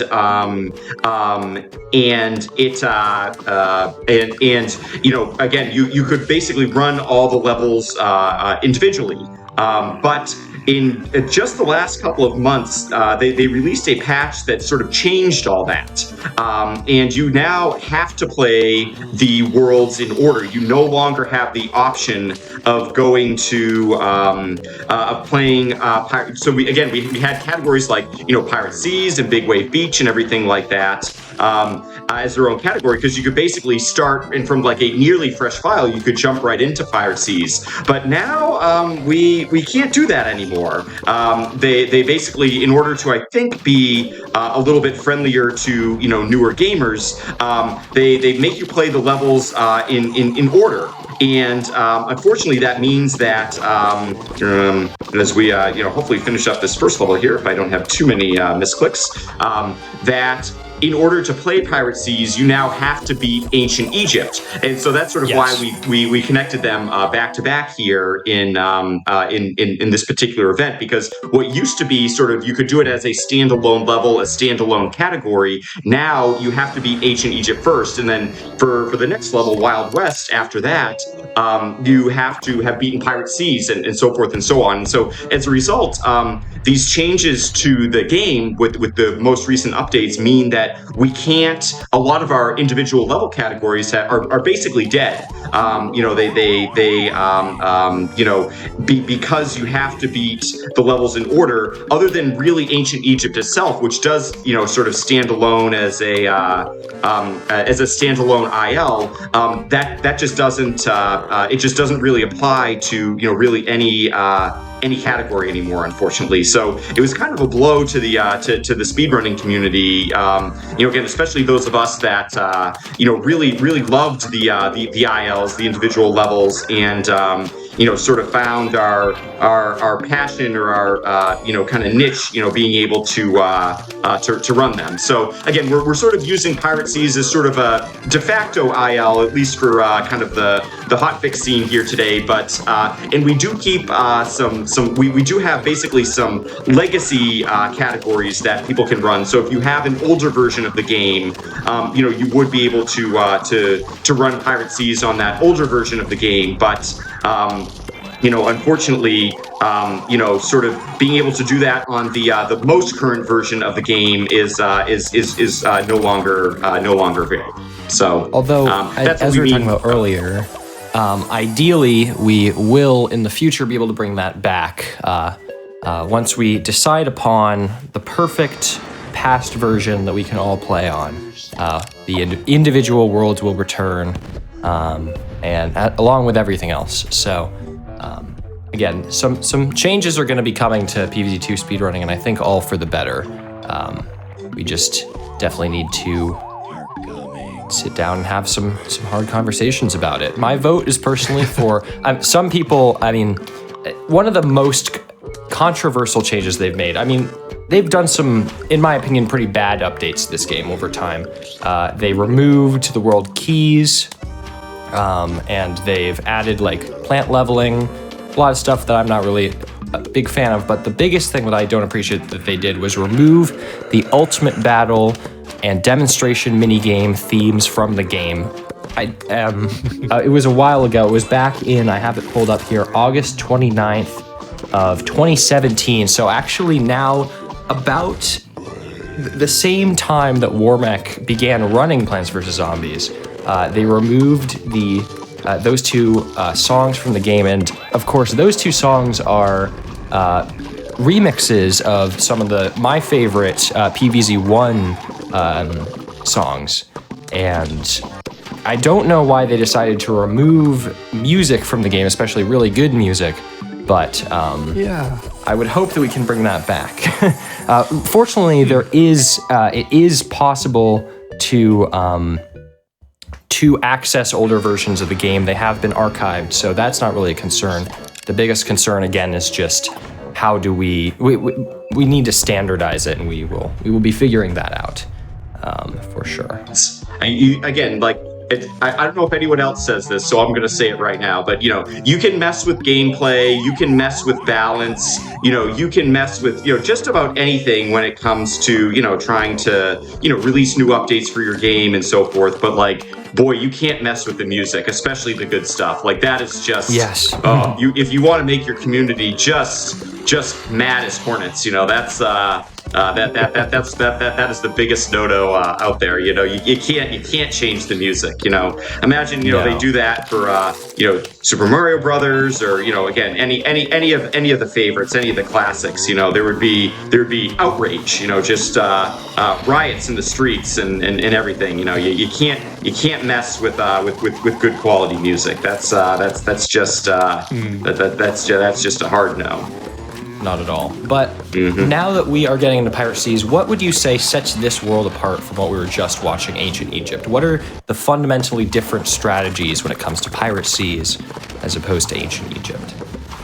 That's a very good question. I think Pirate Seas is interesting that they throw some much nastier plants or much nastier zombies at you much sooner. As you can see here, even though we're only in the third world, we already have bucket heads. We have cone heads galore. We have zombies swinging in on the tight ropes. We have flying zombies that can't be stopped by your by most plants. And so I really think it's the speed and the frequency of the zombies that sort of steps up the difficulty just a notch in Pirate Seas. But luckily we are given a couple of plants, including the very, very powerful Snapdragon that you can see that we have right here in order to sort of help counter the onslaught of zombies that we have. So again, it's sort of that Ancient Egypt was casual. You know, you still had some nuisances like the graves and, you know, the sarcophagus zombies and the torch zombies and all that. But Pirate Seas just seems to, I sort of noticed, especially in the two flag levels where, the first flag doesn't necessarily seem so bad, but by the time you get to that second flag, that second wave, it just feels like all of a sudden you're like, whoa, I felt like I only had, a quarter of my defenses planted here. I'm not ready at all. So that to me feels like one of the biggest differences heading into Pirate Seas. They bring back some of the classics, in terms of having some objective based levels, having some some new types of zombies as well. But again, the biggest difference I would say is just sort of the speed and the fury with which things start to get out of control. Look at a perfect example. We're in the second flag, and already the game's just like, no time to get your defenses up and running. It's go time, and that's that's about it. So you can see I sort of frantically try to stay ahead of some of the different the zombies coming in on the sides, the flying zombies, the bucket heads, and all of the all the challenges we have in the in the first couple of rows. But that's it. Again, I do, our plant food really comes in handy here, and you can see just the extreme power that the plant food for the Snapdragon has. It basically acts as like a cherry bomb, where it almost completely destroys any zombie that's in a 2x3 area in front of it. And so, again, that tends to be the real power of the Snapdragon. Even though it doesn't quite have the DPS of some of the other plants, the plant food effect is really, again, I think what sort of sets the Snapdragon over the top and really sort of makes it the star of Pirate Seas, in my opinion. Just really being able to clear out those difficult waves, clear out that final wave. Just as long as you make sure you have a little bit of plant food to spare, which kind of becomes the challenge or the trick in running Pirate Seas. A few things to address as well. I don't know if you touched on this, but the river sort of flowing through the ship is also a fundamental change in Pirate Seas. And as you can see, the upside down bird zombies, I don't know their exact name, and the ones that swing it on ropes, both of those are new zombies that take advantage of this limited playing area because of the river.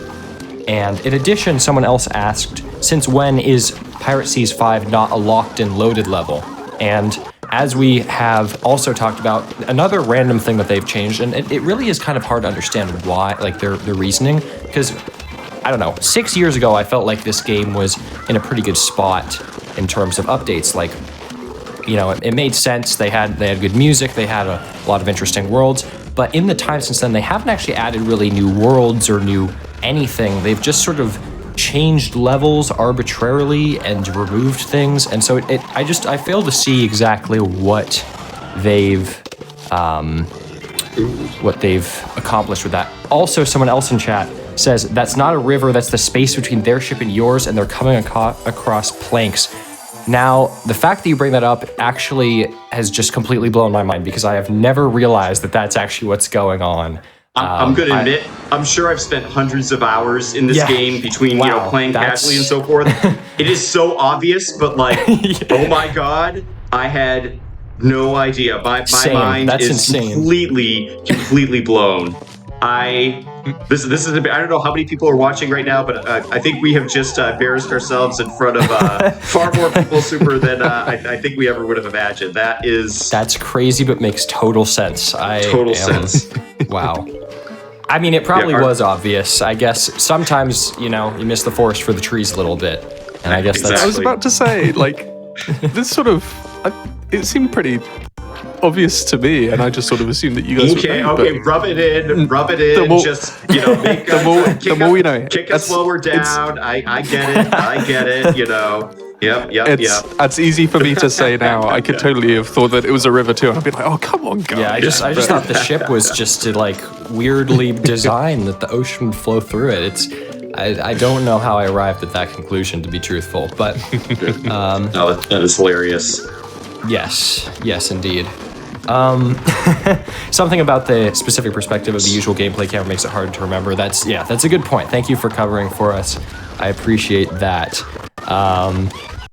But yeah, so as we can see, we're getting a lot of new zombies. Something that cool that PvZ2 does that PvZ1 did not is all the themed zombies for each world. Each of them has their both, the classic cone head, bucket head, regular zombies wearing different clothing, but also brand new zombies as well to encounter. So that's one thing that definitely makes PvZ2 a little bit more dynamic in some ways than PvZ1. And don't think that I forgot that I had taken a pause on the question about whether I like PvZ1 or PvZ2 better. I probably will agree that I like PvZ1 better, just because.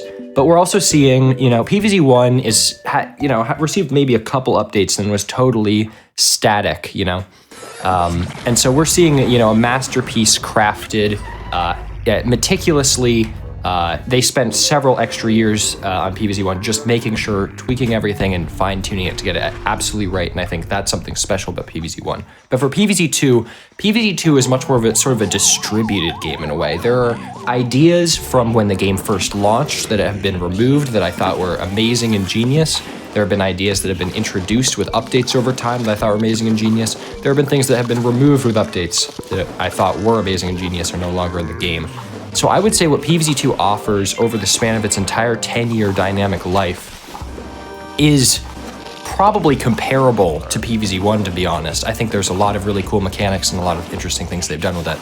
But I also believe that the fact that you sort of have to look back at the game at different times and you can't really take it as one thing like you can with PvZ1 makes it a little bit difficult to choose it above PvZ1.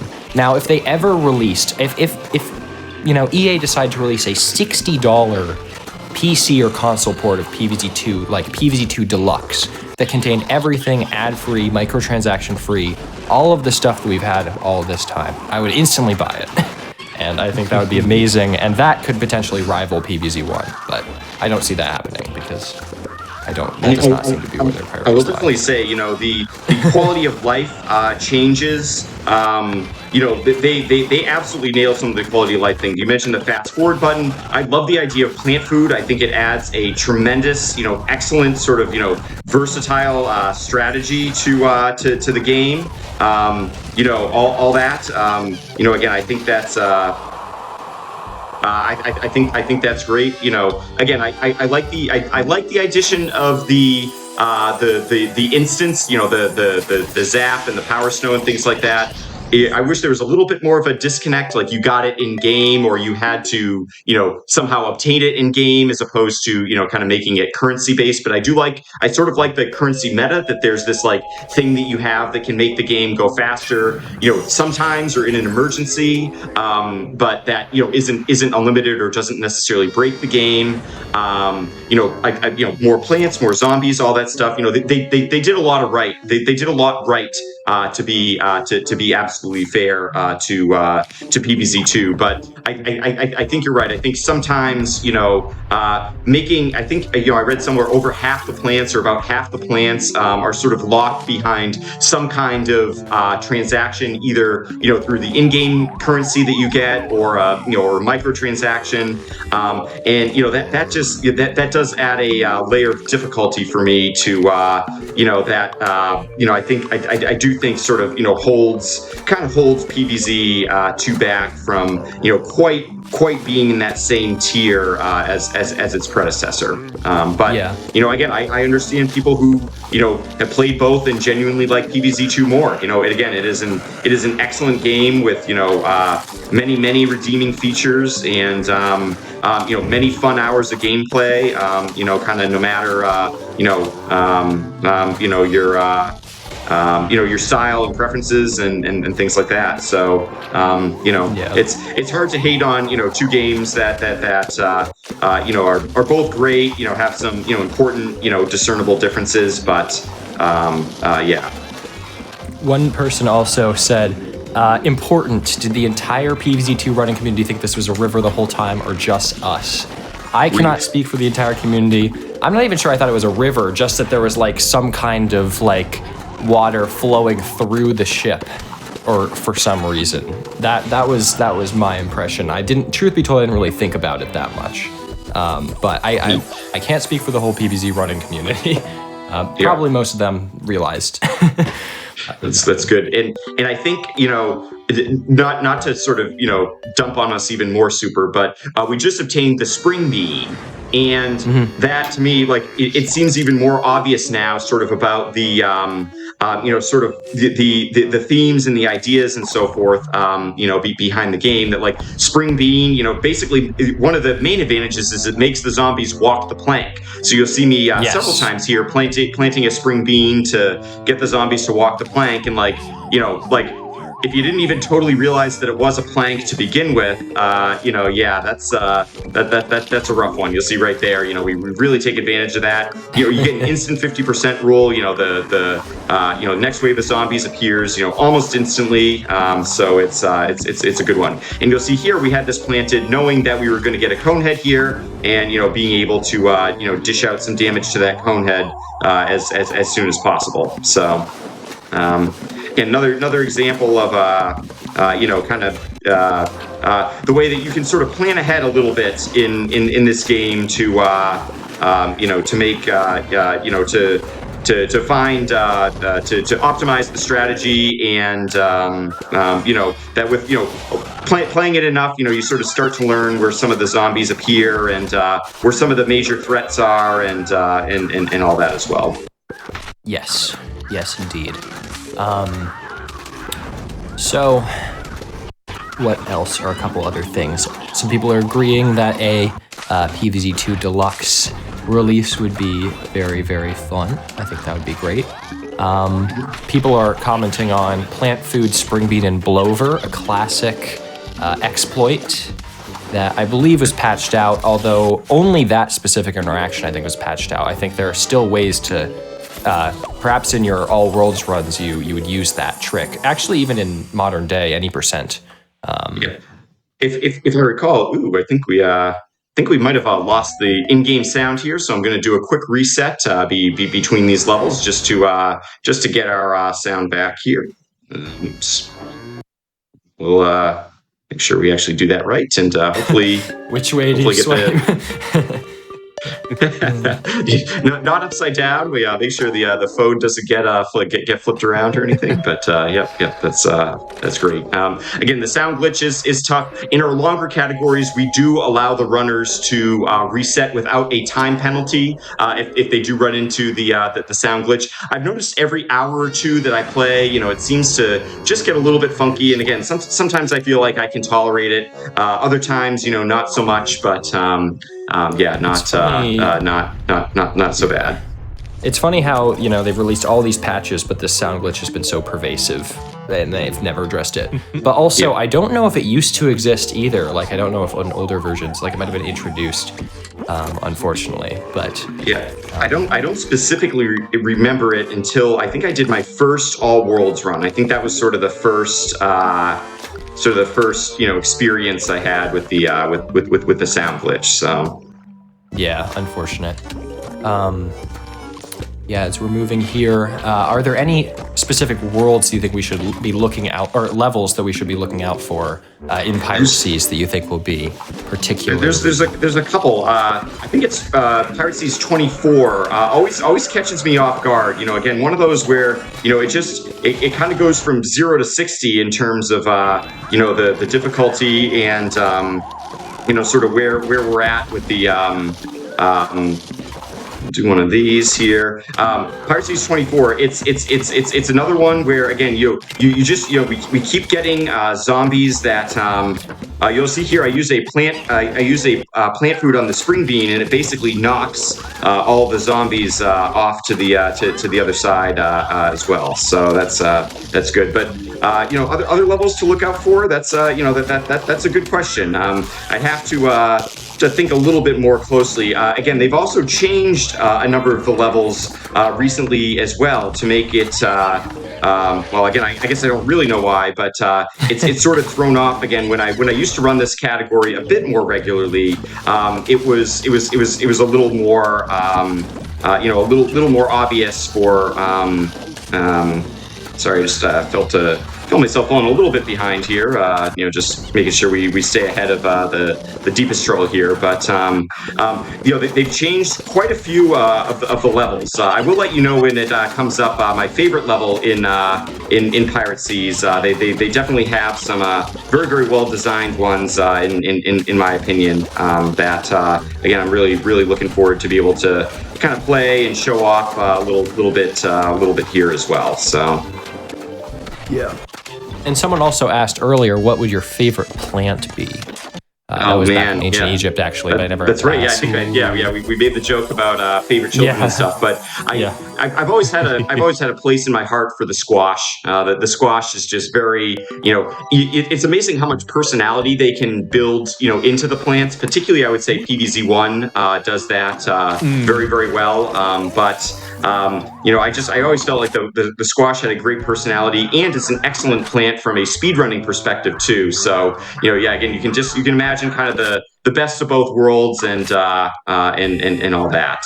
You want to talk about this mini game here? First mini game coming up here. This mini game also abides by the 50% rule, meaning that once I do 50% of the current wave's hit points, the next wave is guaranteed to appear. So a lot of this level is just about trying to, number one, make sure you can actually keep track of what wave is the current wave, which is already, even for someone who's done this a few times like I have, a little confusing and a little bit challenging. And then of course also keeping track of your score and making sure that you don't fall you don't fall too far behind in that perspective. I'm hoping that guy leaves. There we go. Okay, not so bad.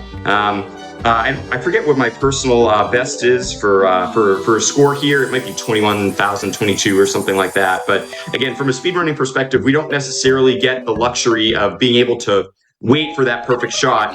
We're far more concerned about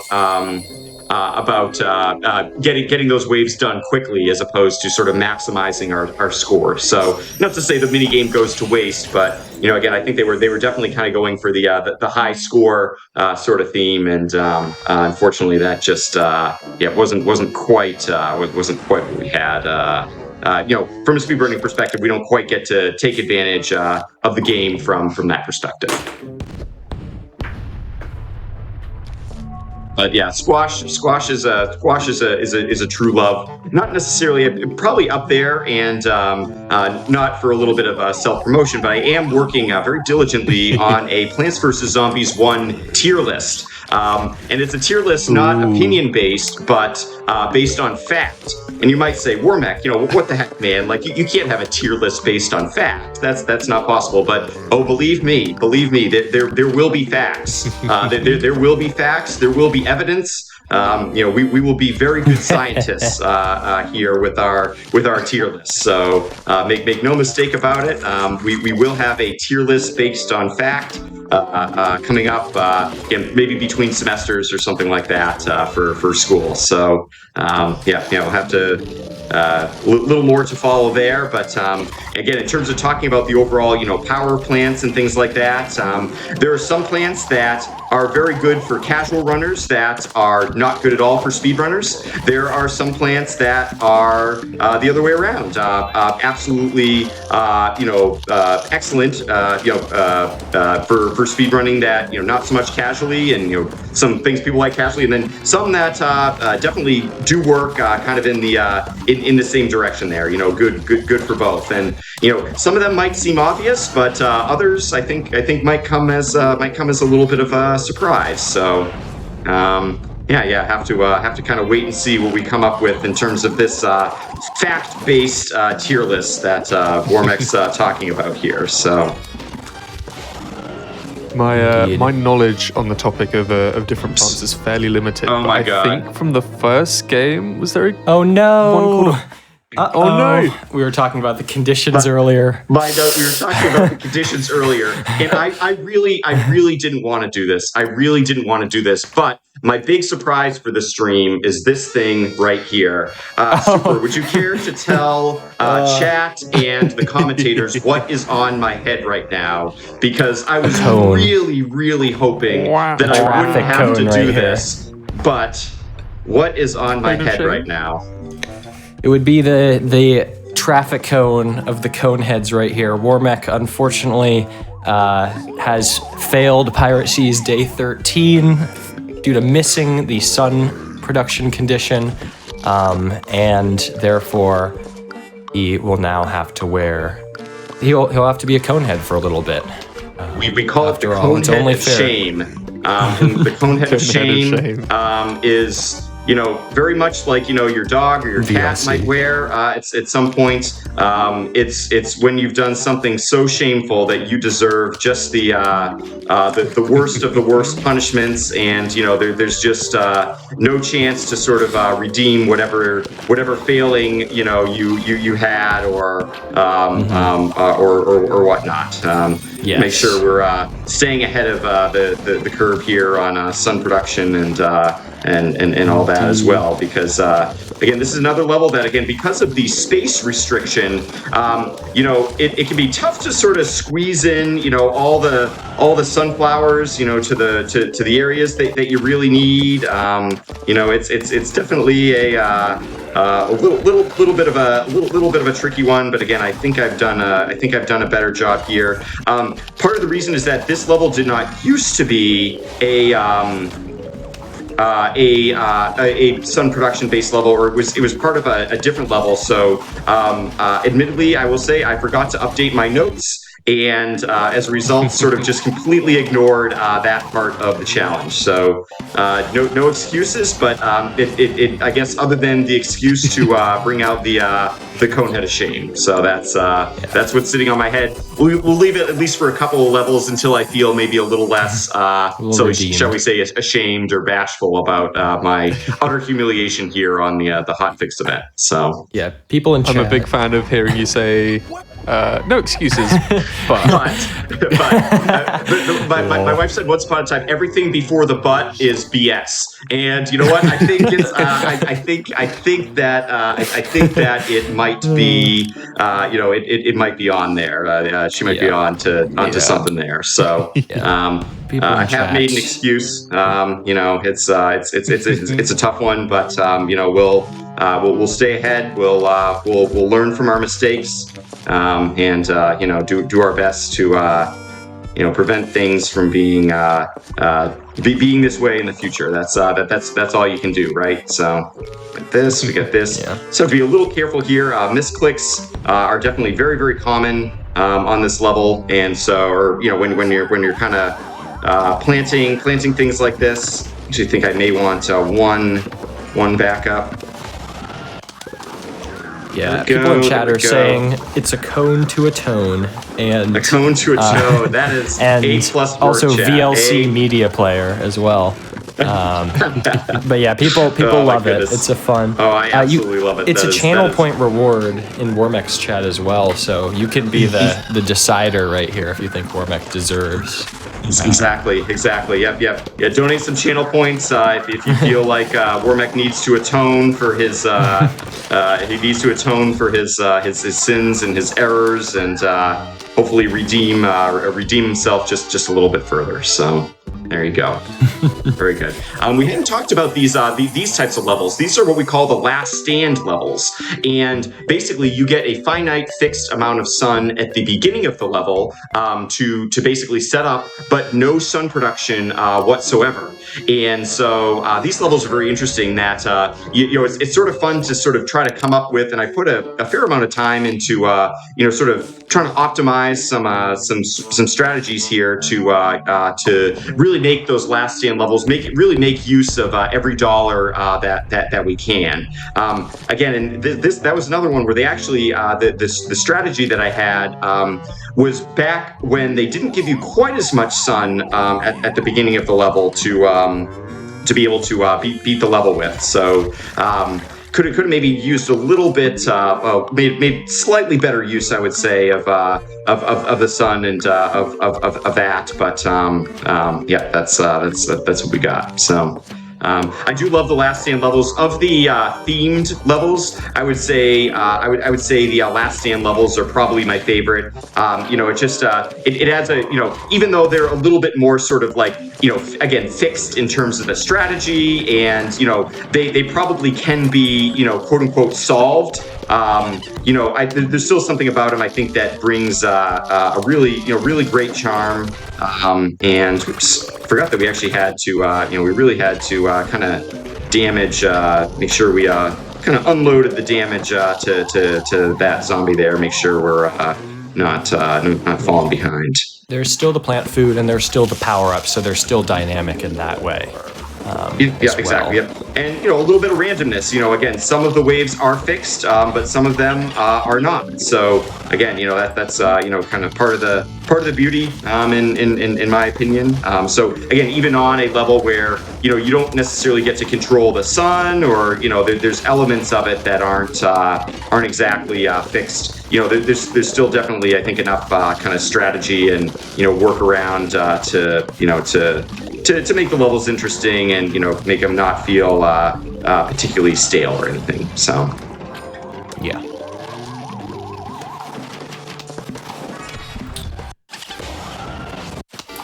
Let me see.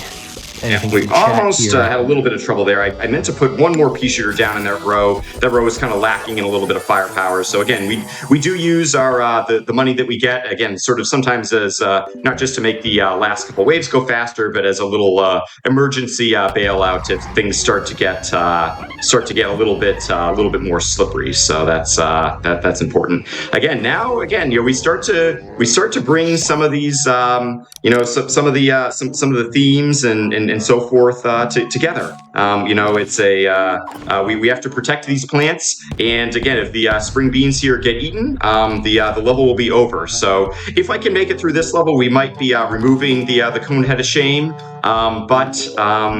I have lost on this level before. There has been It's a scary one. There has been trouble. It's Save our seeds. You think you can protect everything, but sometimes you just can't, and that's sort of what we're up to here. I'm actually gonna kind of take a little slightly unconventional strategy here. Jump a zombie away, but if they're asleep, then they are vulnerable. So it's not game over if a zombie reaches a spring bean, but if another one does, then it is game over. So definitely something to be careful of.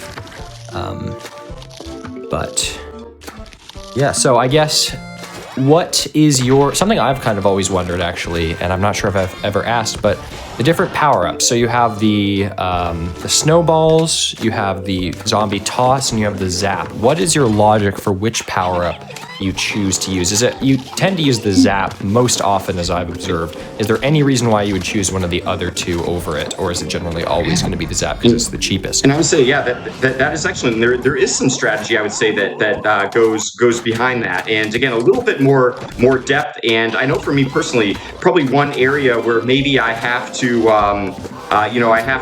sort of think of a little extra strategy. The zap is the cheapest, and so if you just need something, you just need to get rid of a few zombies. The power zap is really good. Again, uses the least amount of money. It's very quick. It's very efficient. So forth and so on. The snow takes longer to take effect, and it gives the zombies the chilled effect, which slows down their walking and chomping speed by, I believe, 50%.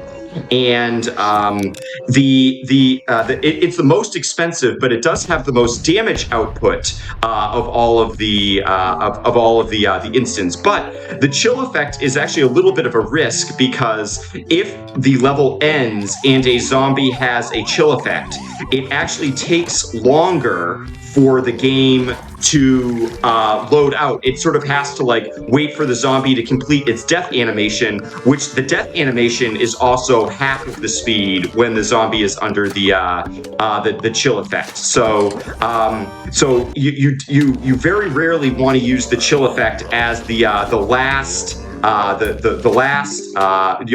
the final waves as towards the end of the level. Again, much better to see if you can to use it maybe in the middle of the level when you need a lot of damage.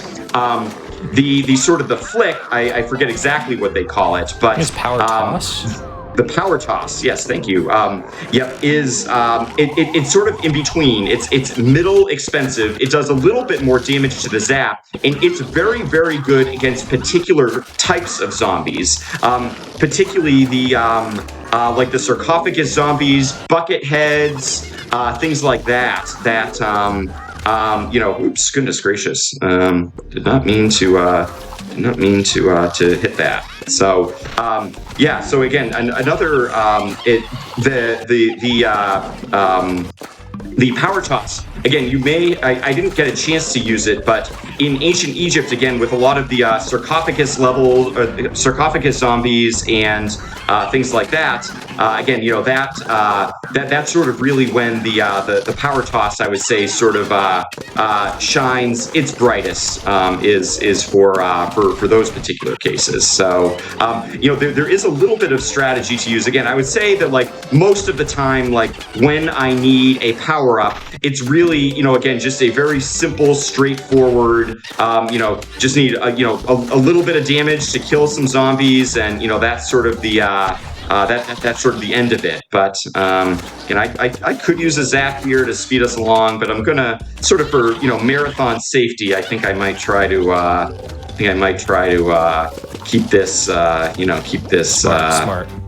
Yeah, avoid using a little bit of money. Again, normally I would have, if I was going for a world record or something, again, that particular final wave is very difficult because there's not a great way to instantly kill those, all of the cannon zombies that are in the back column there. So that's sort of a final wave that I sort of, again, when I'm, kind of running from my perspective, or running for personal best and stuff, I'll go for something a little bit more aggressive than I necessarily would, again in sort of a marathon-ish type of setting like we have here. So.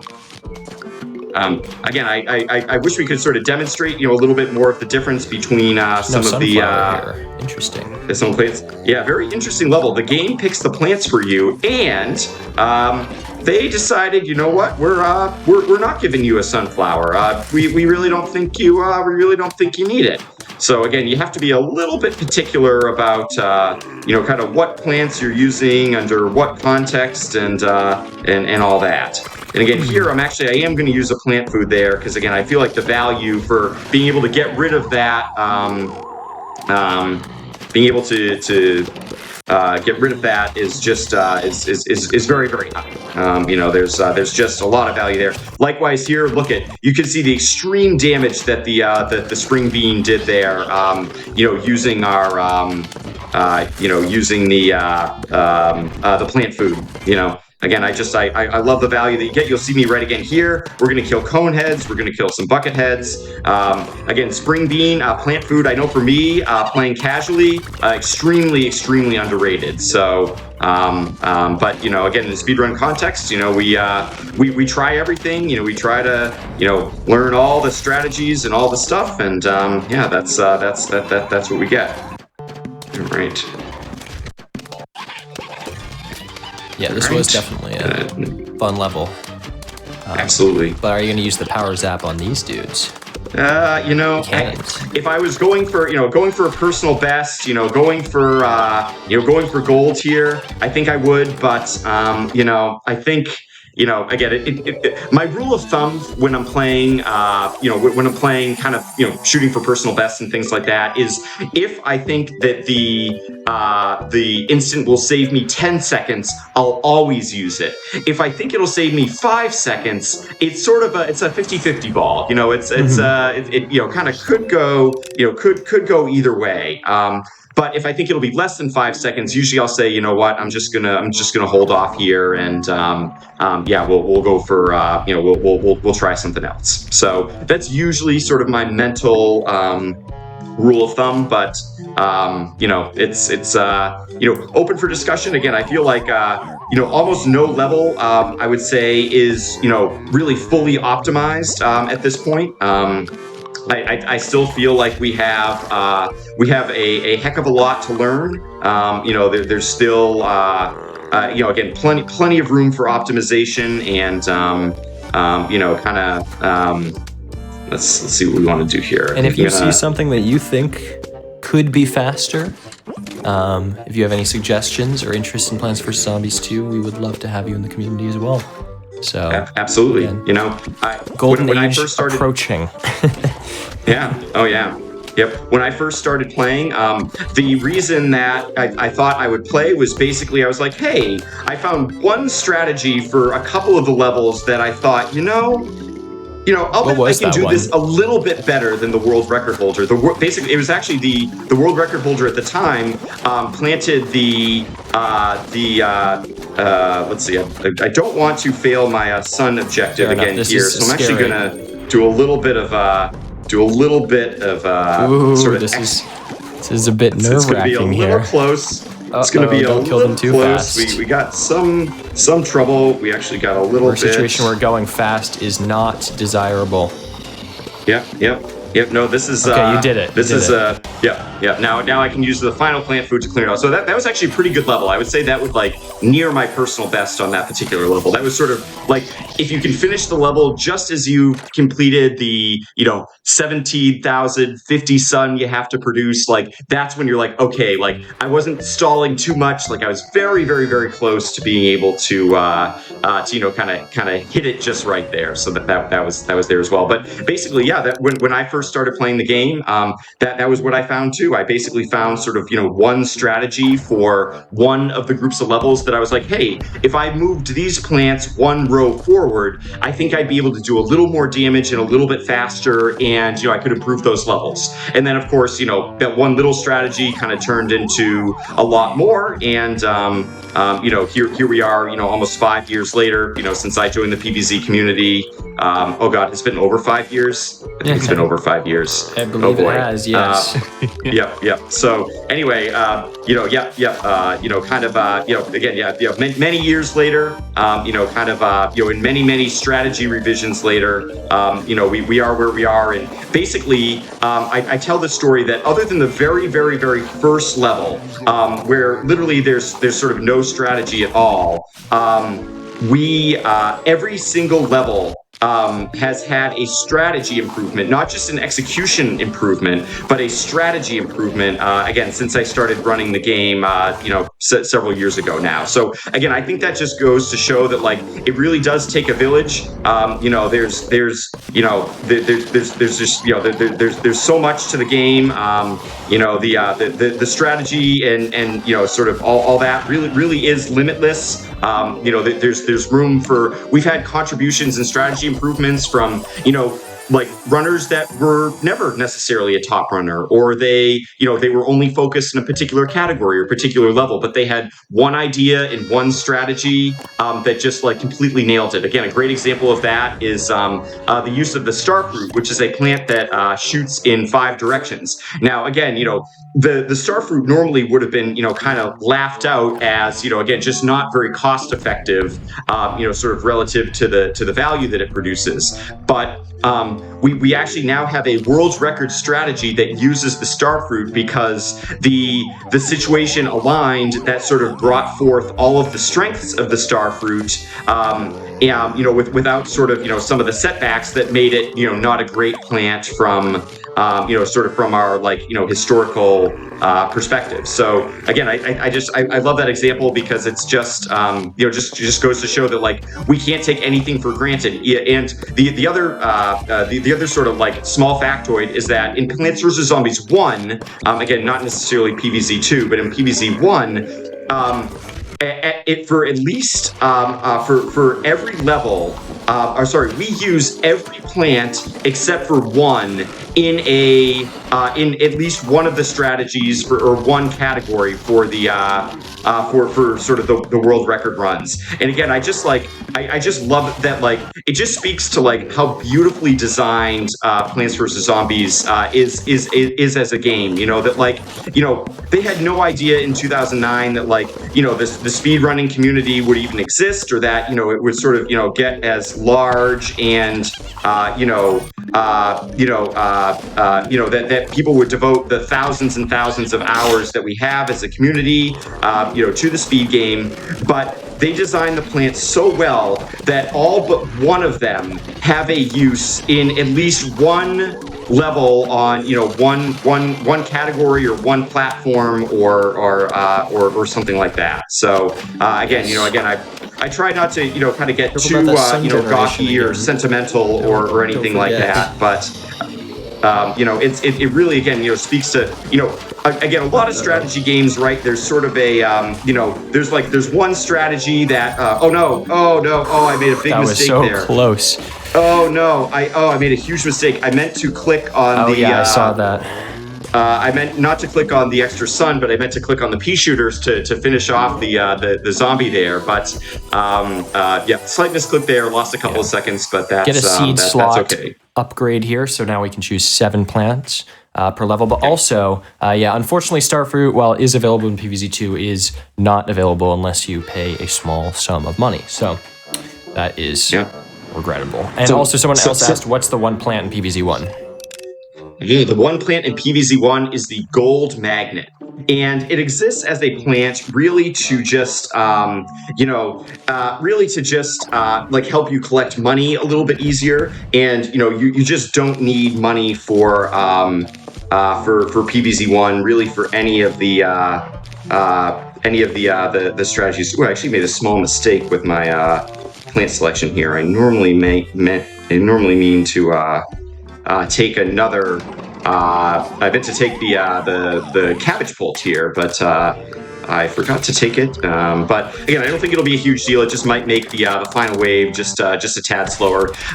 This level actually is my favorite level in Pirate Seas. Again, I mentioned sort of my love and passion for the Last Stand levels, and the original strategies that we have here weren't good. And intuitively, like, you wouldn't necessarily think to use the boomerang because again, it's expensive. It has, it's a tough cooldown, and the fact that it hits 3 zombies like just doesn't matter when like most of the time we don't have 3 zombies in a particular row. But this particular level, all the other zombies, again, because we don't have the we can't get as close to them where we could use the torchwood and I don't think I can hit them from here. Yeah, nope, unfortunately. So we'll just have to wait this one out, unfortunately. I did have the idea a couple of years ago to use the boomerang, and you can see that it just demolishes this level in what's normally like a very, very difficult, one of the more difficult Last Stand levels. Just the boomerang, like, again, you kind of forget about these plants, but all of a sudden, like, this is like, again, that perfect niche, that perfect strategy where it all comes together, and sort of the strength of the plants kind of come together again in just the right way. Oh my goodness, I'm having some clicking issues here. With you. Yeah, marigold is used in.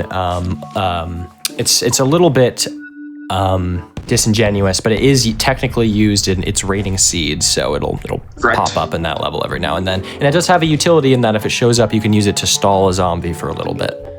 You can use it as a very, very weak. I forgot to take the spring bean. My notes here were a little bit goofed, a little bit off.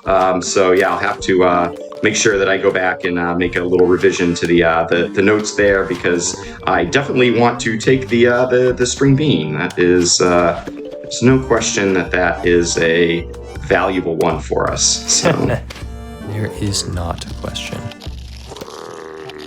That was an interesting pea shooter placement right there. Oops. We meant to. I meant to click on. Yeah, I'm having a few issues at this level so far. So don't judge. Don't hate. This is. We're getting to the last couple of levels, and I don't know if it's a matter of fatigue or just kind of some little bit of just kind of silliness on my part. But we're not quite having it.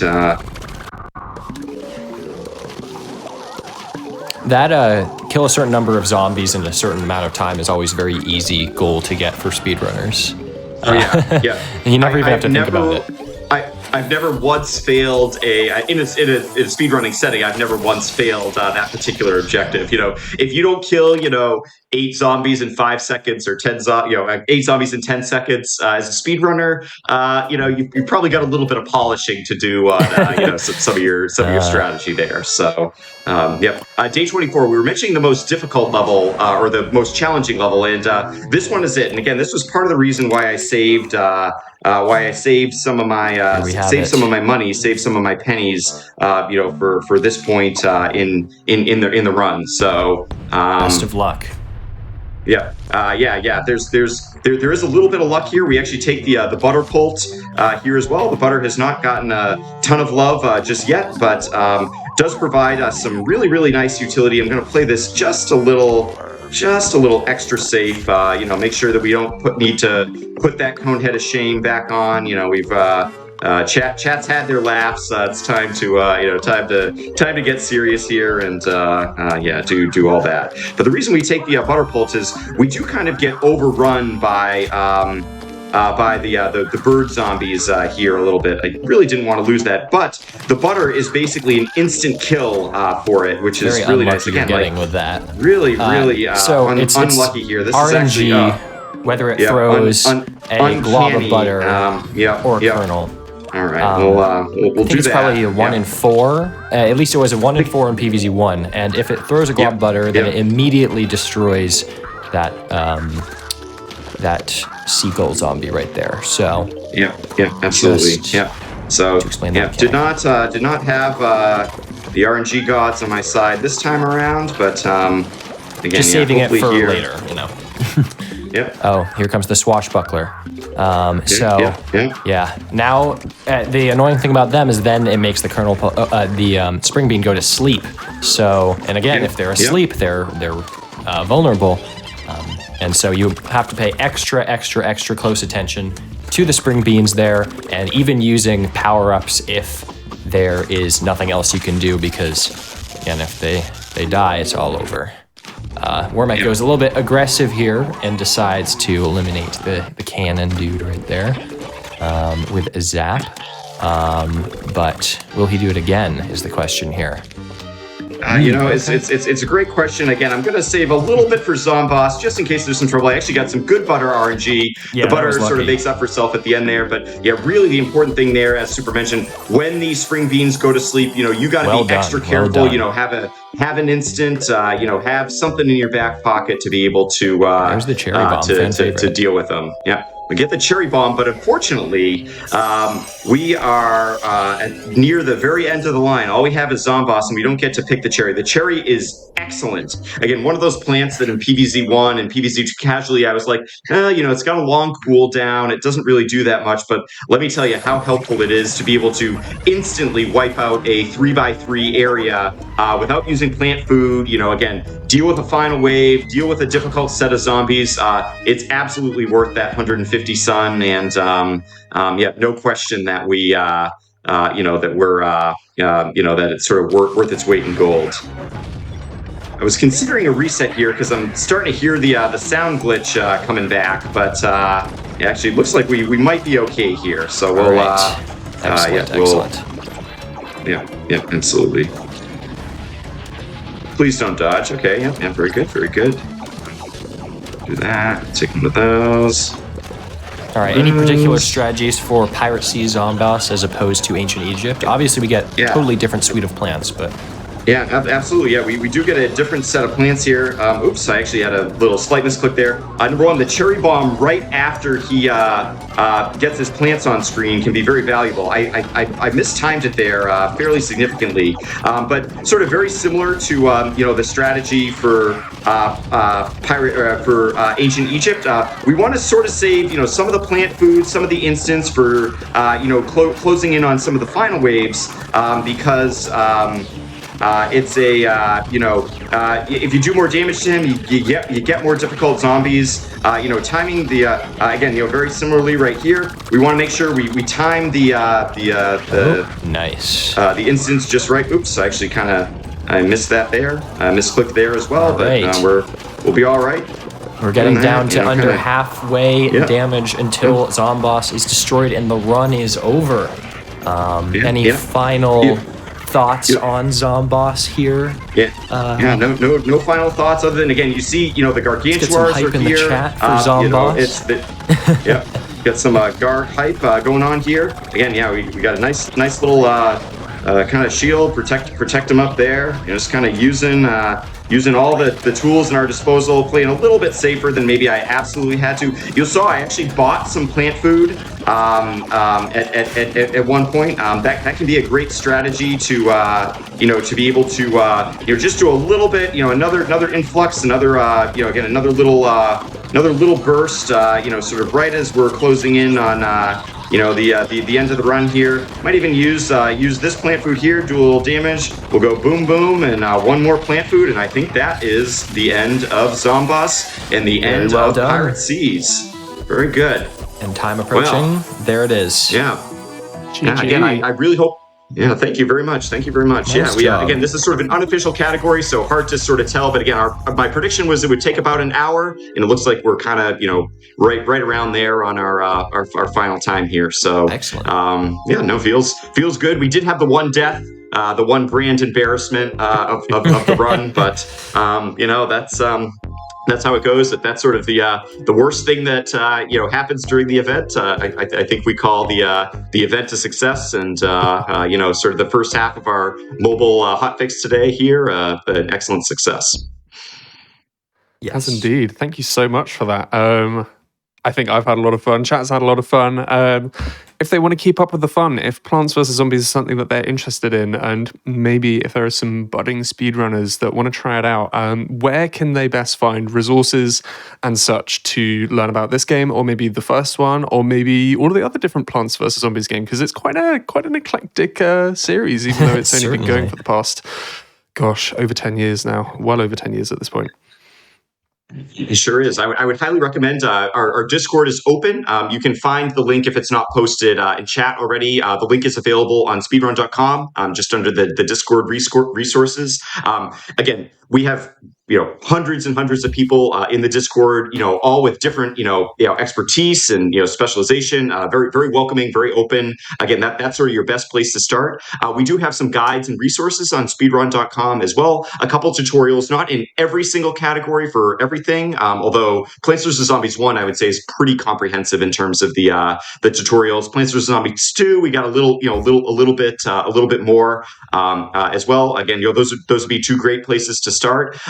But again, we always kind of welcome more ideas for strategies, resources, and again, we're very whenever there's a new strategy, we always encourage people to test it. Maybe test it yourself. That's how we found out. Again, I use the example of the bloomerang strategy on Pirate Seas 22. That just sort of came to mind. It was sort of a slow run. It was a slow level, kind of frustrating, and just kind of took off there. And again, the more runners we get, the more optimized and the more information we'll have. Again, for example, what zombies always appear on what waves in what rows.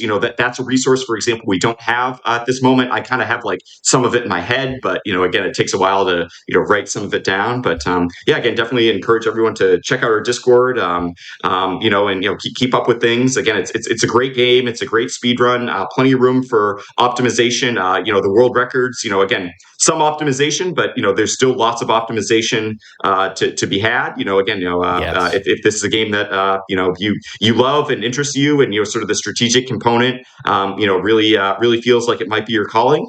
We welcome you with open arms. Awesome. Yes. Oh, something that you want to say, Super, as well? No, just complete agreement. Pretty comprehensive, yeah.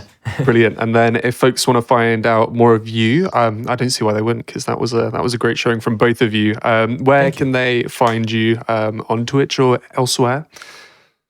Well, yeah, go for it. Oh yeah, no, I'm at Warmech Gaming, Twitch TV /Warmech Gaming, and YouTube. I think YouTube /C/Warmech Gaming. So kind of using the longer version of the name there. Again, YouTube and Twitch are kind of my big things. Again, I'm very active in Discord as well. Feel free to shoot me a personal message on any of those platforms. Again, would love to get you connected. Get you started with the run. I didn't talk too much about my setup. I personally use a capture card, but I could there's screen sharing, or you could even do like recording on your own mobile phone. But just sort of depending sort of what works best for you. We can help you with some of the technical setups, things like that. And certainly any followers and support and lovers of Plants vs. Zombies are always welcome in any of our channels at any time. Super.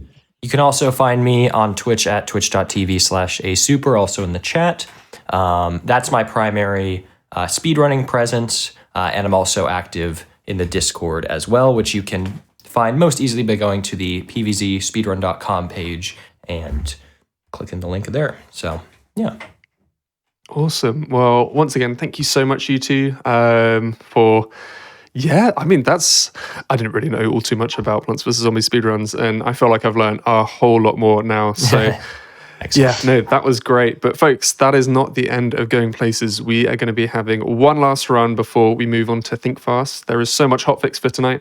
But before we do that, we're going to be having another little break as we get set up for SM MIDI, who is going to be showing off Pin Out. Wonder what's going to happen? You're about to find out. Join us after the break, and we will see you on the other side.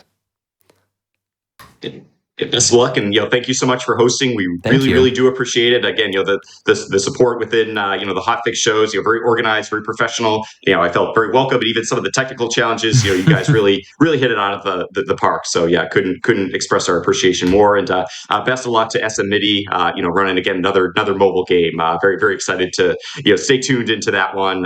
Watch that. I'd love to learn about that game as well. Yeah.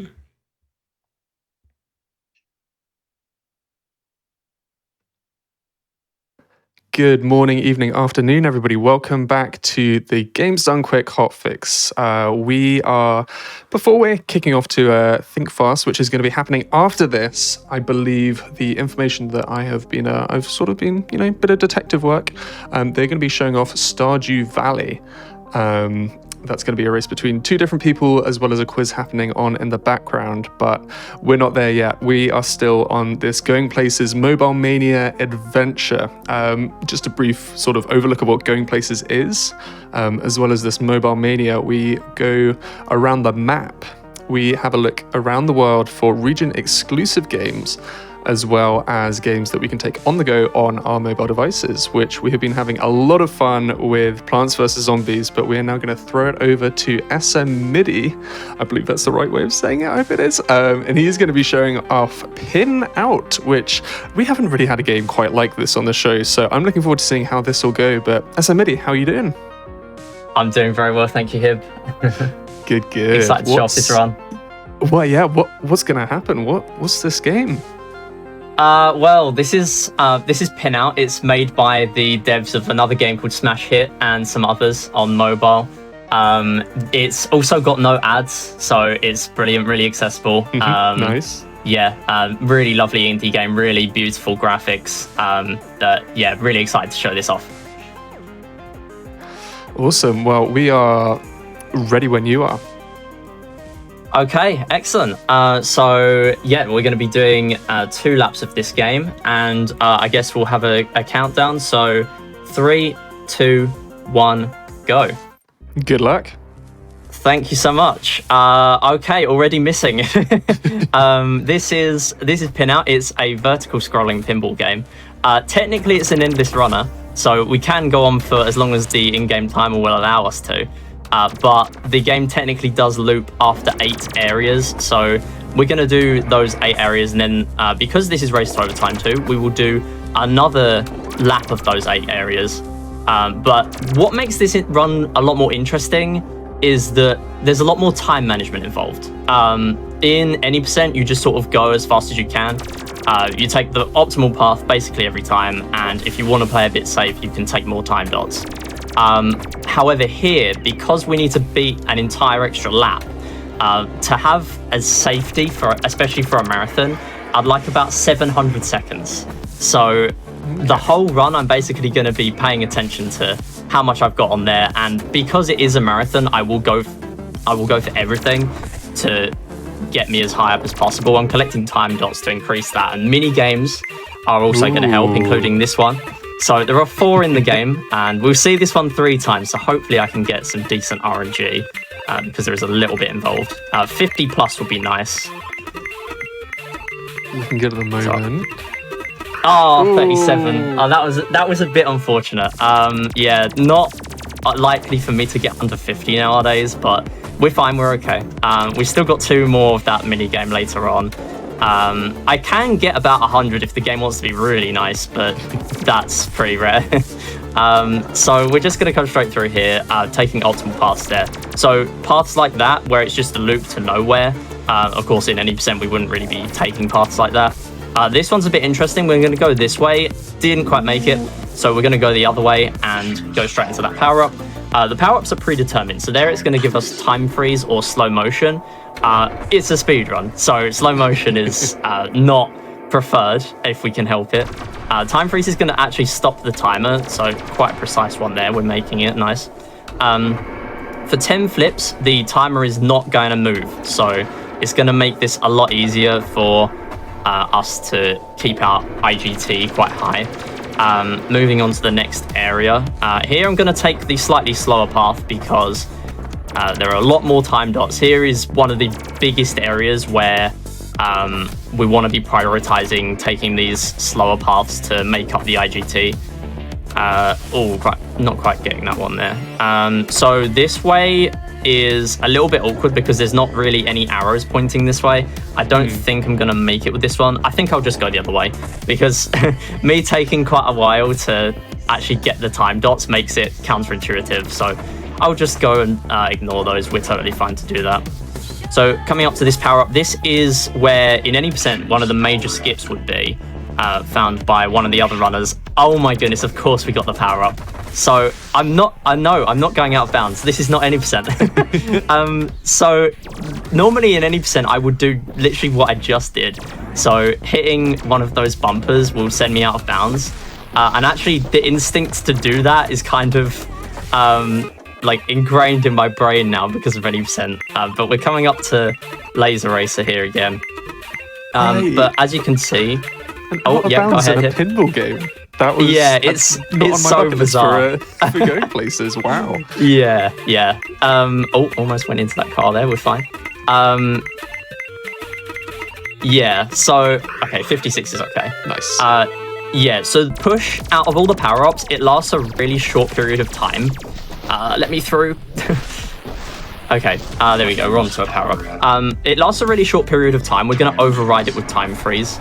But essentially, when you have the cursor on the screen to aim, that will pause the use of the power-up. So if you're in a really bad situation and you really wanted to go backwards, it will pause the timer while you're aiming, and it will also pause the power-up timer. So you could just sit there, and I've been known to sit there for 30 seconds before just to get into a better position. Now this is a strange thing. We're going to fall backwards. It sounds weird, but we've got time freeze active, so we're not losing any IGT for doing this. We're going to go and get the other 25 time dots on the checkpoint. So that is going to give us a lot more safety. That is kind of why time freeze is a little important there.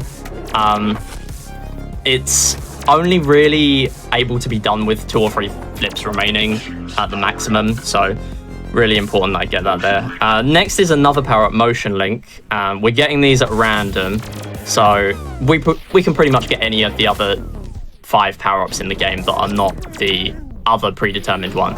So Motion Link slows our timings a little bit, so I actually hit the wrong cannon that's fine. But essentially what it means is whenever the ball isn't moving, the timer isn't moving. But cannons, essentially you move left or right, and there's always an optimal path. But here we're getting a very slow mini game. It's Space Rocks. And I kind of want to fire as many bullets onto one side before changing over.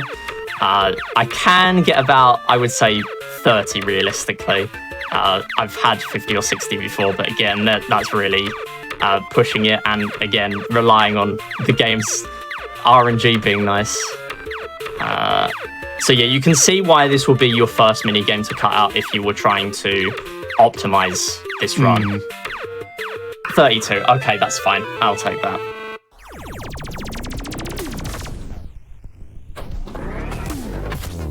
So yeah, power up has ended there. That's fine. So this is another quite important cannon. We just don't really want to be dealing with that other flipper. Go this way. It looks a little bit weird. The ball slows quite a lot, and that's kind of how soft locks happen. Now, I should mention soft locks because in practice, literally 3 days ago was my first soft lock on a ramp. So I doubt it's going to happen here, but... Oh, okay, that's fine. Yeah, we'll just go back up. Yeah, so that was my first soft lock on a ramp, so hopefully it doesn't happen here. Let's go through. I'm going to get this secret minigame here. Now, it's not that optimal to go for, but I might as well do it. I might as well show off all 4 minigames. So this is a reference to one of their other games, or Mediocre's other games, which is Does Not Commute. It's basically just a game where people go about their day-to-day lives but each car is a ghost of the previous car that you drove. So it's a really cool concept that I didn't realize until someone pointed it out to me. We're losing now, unfortunately. It does get a little bit difficult, but that's kind of a good thing, because if you go all the way, I think it's 7 or 8 laps there, the game will actually glitch and it will not give you your bonuses. You might have noticed I was hitting those 5s there just to give me more points. It will not give you those 5s, so you will just end up with a really small total. So it's just not worth playing that mini game most of the time. And actually, that's the only mini game in Pinout that doesn't have a game center or relevant center leaderboard, pretty much. That might be why, I don't know. But going back to those other 25 time dots there, coming into a very open area, I should point out there's fairly bright lights here, so if that's not great for you, you might want to look away for a couple of minutes. But this is a very interesting area, again, in any percent for one of the major skips of the game. And I'm probably not going to perform it here because I would like to have the time dots that we would normally skip for doing it. Now, here's the only push power-up that is guaranteed from a power-up orb. And what we're going to do is we're going to try and grab some of the time dots, but they are a little slow to grab because it's reducing how much of the push power-up we have. So I will skip most of them. Now, chances are this mini game will not go as good as the others. This is already not looking good. Okay, we avoided it. So this is essentially really RNG based. 4 rockets at once there. Okay. So you won't normally get a brilliant score there. 21's fine. For ages, I couldn't get any more than about 10 there. So here, normally what we would do in any percent, we would skip this cannon, and we're not going to fall back for these 25 time dots. They're really slow here. What you would do there is you'd normally skip the cannon and you'd go through that tiny gap between the flippers leading into the next area. There's a chance of a game crash because you keep on restarting the music. The game just can't cope. But, oh my goodness, okay, apparently we're getting really lucky here. So, all the random power-ups want to give me push. Okay, you know what, we're just going to wait there. That's fine. So, yeah, it doesn't really save too much time, but the thing is with doing it in this run, those major skips, it would skip all of the time dots for the checkpoint bonus and the bumper section. So, it's just not really worth us going for. I need to go the other way here. I'm going to stall for a little bit because I'm not going to make that gate cycle. So all the gate cycles in this game are on sort of local cycles instead of global. So the moment you get to that flipper section, you can do the same thing every time. And as long as the ball goes where you want, it will work. This is the last Laser Racer appearance. So hopefully I can do better than the others. Game's still not being nice. Clearly used up all my luck on push RNG. It's looking good. You're doing well. Oh, and we got screwed over again. 67 though is That's not bad. yeah, that was pretty good. I did as good as I could there. Here is a little bit strange. So we're going to be taking these slower paths again to get these time dots. Now, the only way to make this optimal for your IGT is to grab everything and pretty much hit everything straight away. I did miss a set there, so it wasn't that good. But in any percent, you would go for these big ramps that would skip a lot of this area. Here, I'm going to grab another power-up. Now, for this one, we are going to get random or motion link. Time doubler, brilliant. That's exactly what we want. So it does exactly what you would expect. It's also a very long-lasting power-up, but it's going to double all of our time dots. It doesn't double time dots from mini-games. We're going to skip this one, and the reason I'm going to do that is because I'm going to come up to these checkpoint bonuses, and that is the best point to get time doubler, because as you can see, we're going to get an extra 25 time dots, and if I'm quick enough, we're going to fall back and get an extra 35. So we're essentially a minute ahead of where I expected we would be. So actually, we're in a really good position now. Now, you might be thinking, is it possible to do 3 laps of the game? Well, here, it's kind of possible. The only way I would be able to get close is getting time doubler there. But it would take me at least, 1100 to 1200 seconds to do that. And even then, I would need to be playing on PB pace without power-ups in the second and third laps. So it's really hard. there's only one person who's got recorded proof of doing Race to Overtime 3, or basically 24,000 score, and they had 30 seconds left over. So it's a ridiculous challenge run. I'm still trying to do it, but maybe one day. Anyway, we're getting a little bit stuck here. There are red balls that are now interfering with us. So they are on really annoying cycles. Basically, every time we want to get through somewhere, they will be in the way, which is kind of, to be honest, good design by the devs. You know, they did exactly what they wanted to achieve with those to get in the way. We're doing space rocks again here. Literally everything about these mini games is the same each time. It's just a different color palette, pretty much. So I'm gonna try and beat the 32 from earlier. Probably played a little bit too risky and didn't change over sides quick enough last time. So I'll try and do better now. So I'm trying to spread the bullets a little bit more. I need to get over. Oh, I didn't kill. Oh, 28. Okay, we're fine. It's still perfectly fine because we're a minute ahead from that time doubler power-up. Now, here we're getting a lot of respawns because the area is a lot less built up with obstacles. You can fall off much easier here. I need to be on the right side so I can get through. Okay, nice. We didn't get sent to the right side. The only way I can describe that is kind of the board in Mario Party DS, the pinball board, where you get sent to like the lucky side, except that side's unlucky here. Somehow I managed to avoid it this time. I genuinely don't know if it's consistent or not. It just sort of happens. This is a really unforgiving area. So each part that we fail in here, this is the respawn point. So no matter where we fail, that's where we're going to respawn.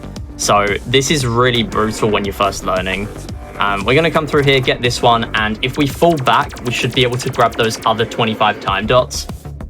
The good thing about grabbing that left ramp first is that we can go back, and as long as the game is nice to me, which it is being, we will be able to just get straight onto the other ramp. Sometimes you will just get an unlucky sort of collision and you'll just fall straight down the ramp and have to do the slow way anyway.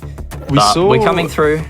Just quickly, we saw a couple of respawns there. I wasn't playing close enough attention to the top of the screen. Does it take away time when you fall off, or not? Good question. So not really. It only really takes the couple of seconds it takes to respawn. There's not really any other repercussions other than that. So It's not the end of the world. It's just that when you're starting out, it's really awkward to deal with. The timings in this game, it's really hard to familiarize yourself with them, especially because you only have 60 seconds at the start. You could really easily just miss, a few timings on each flipper, get through, miss a few, then get through that one, and you would just slowly drain your time. We're getting slow motion just to end off the power-ups. That's fine, so we can showcase how bad it is. Now, okay, making it through there. So one thing about this game, I've not actually mentioned it yet, is the red, the lines on the floor here, they're red. Now, they slow the ball to a much better speed. The red ball got in the way. Oh no. Okay, nice backup. Okay, not supposed to make it through those flippers there, but we're fine. One more mini game if I can hit it. But yeah, there we go. Really easy to just get in a cannon by accident. So yeah, hopefully we can do well here. Never mind. Yeah, if I went below there, I would have survived it, but we're okay. Okay, finishing up. Yeah, so the red lines, as I was mentioning, they slow the ball to a manageable speed. It makes things a lot less reliant on, frame perfect stuff like you might expect. There's no actual frame perfect stuff here. So wherever you have a flipper, it sort of does exactly where you'd expect it to go. Only really a few interactions you can have. There are some occasional strange ones you can get, but most of the time you're just going to go exactly where you want to go. So now we're entering overtime, and you might notice that this is exactly the same as the start of the game, except we have no way of gaining additional time. So we're essentially seeing an any percent lap now. So this is any percent, but with no power-ups, no time dots, and no mini-games. So the only area that really affects is Granular Rainstorm, which is the fifth one, I believe. Yeah, it's the fifth one. So in Granular Rainstorm, that is the really open area that we grab push. Obviously here we can't grab push, and we'll notice just how punishing it is if we get bad collisions. It's probably the most notorious area for those bad collisions, but hopefully we'll be okay. The problem is when you fall backwards there, because it's so open, you don't know where you're going to end up. You're just going to keep falling until you go near a flipper. So looking at the timer, we should be perfectly fine to finish well under estimate. But yeah, this is the second area now. We're seeing, obviously there's no time dots to distract us, so I'm just doing the optimal paths. And here we'd like to take the right one, so we skip that extra section, finishing up that second area. It's funny, somebody in chat was saying it would be cool to see this as a real arcade machine, and I've got a question about logistics and just how we could make that happen. I don't know, the way that it's sort of going over, it's like we're sort of going over a curve of some sort. So if you can make like a long like conveyor belt that curved over, maybe there's some grounds in making that work. I was literally just about to suggest a conveyor belt, so maybe that is the solution. Maybe someone should get on this right now. Yeah. So yeah, I don't know. I mean, that would be really interesting. But yeah, this game's geared a lot more towards score. Score is technically on the speedrun leaderboards, whereas this category isn't right now. I'm working on it. I'm trying to get it added. Right now, the only actual speedrun category is any percent and an IL of stage 1. But I mean, I guess ILs of other stages could be added. It's just that you would need premium to start from those stages. That's the only in-app purchase in this game. Also, really nice detail on this here. I did actually hit that ramp, and normally I would have hit a power-up orb there. So hitting the power-up orb stops the ball, and you would hit the bumper. But in overtime, you have to go through that bottom section. Nice little skip there. You have to go through the bottom section, like between the flippers, otherwise, or between the ramps rather. Otherwise, you're not going to make it through, and you're just going to get stuck unless you have a really precise amount of speed going into it, in which case you might make it through. Getting stuck on that cannon, we're fine.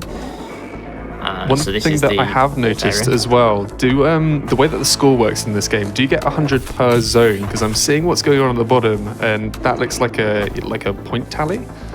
Or like pretty much, yeah. Tally?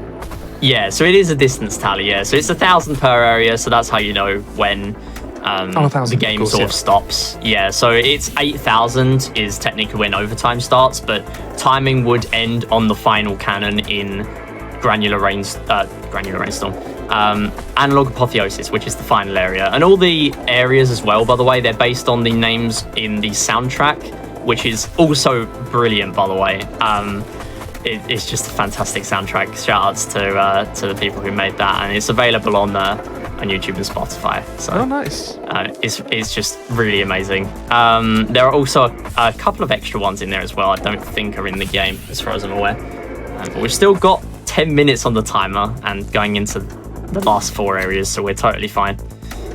On the topic of the score at the bottom, what is your high score? How far have you managed to get? So my actual high score is, because I was mentioning earlier, I've not been able to do Race to Overtime 3 yet, which is 24,000. I've had between 22 and 23. I think that is recorded proof. The problem is the final, well, when you get to overtime, it's quite easy to get from 16 to 17k because Source, which is the first area, is super quick. It's literally 30 to 40 seconds. And then you get to Area 7, Area 8, which is the final one, and Area 7 is over a minute. Under a minute if it's optimal, but the problem with Race to Overtime 3 is you need so much IGT, and you need to get lucky with power-ups. You need that time doubler where I got it earlier, got those extra checkpoint bonuses. Yeah. So it's kind of reliant on RNG, similar to how any percent is right now.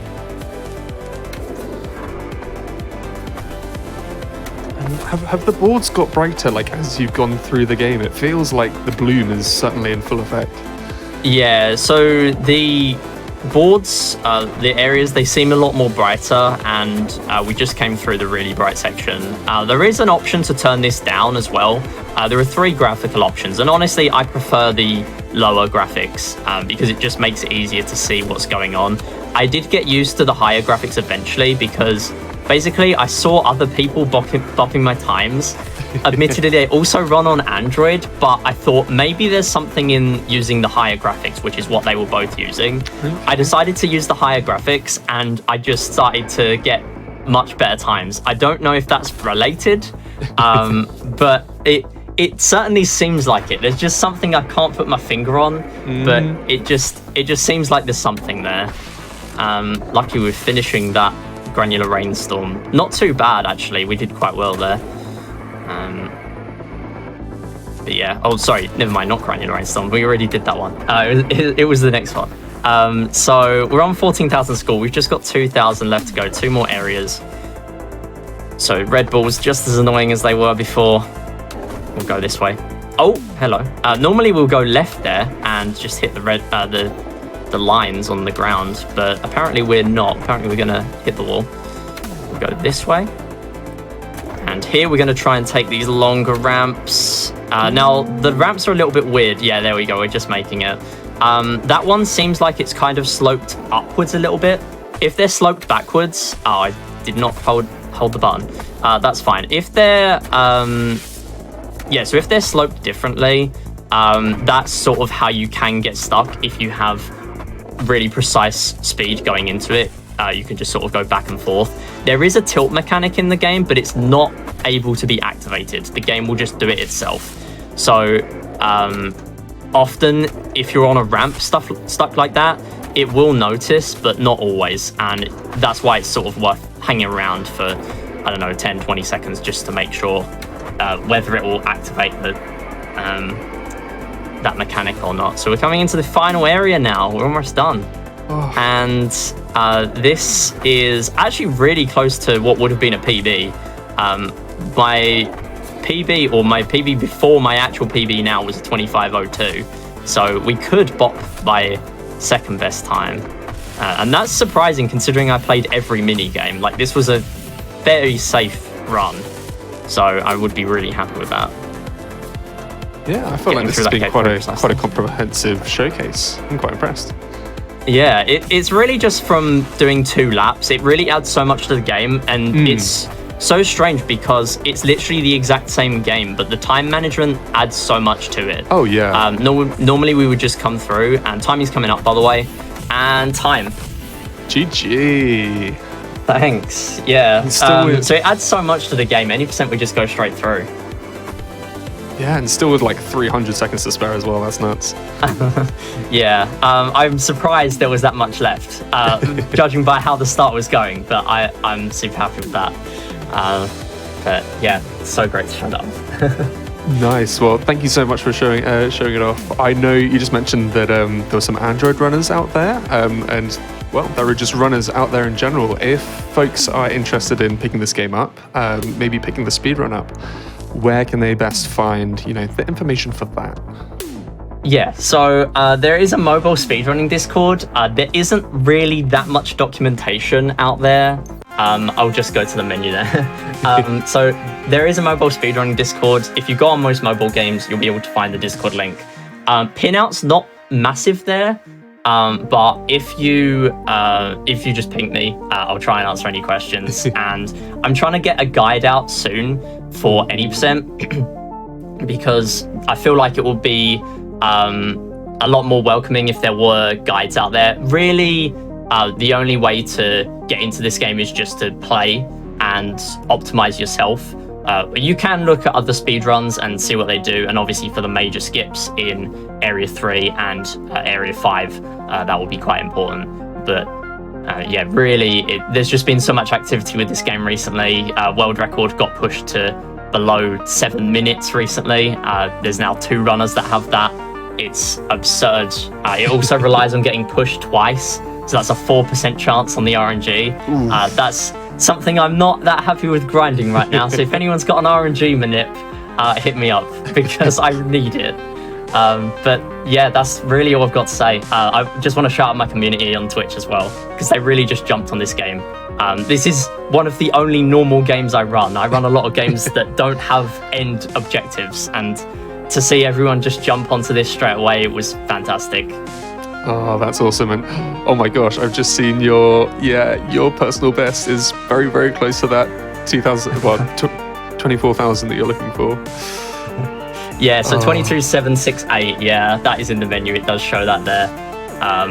So yeah, I'm super close, and really all I would have needed optimally is about another 60 seconds. Now, I do go into the area of overtime with over 1,000 seconds.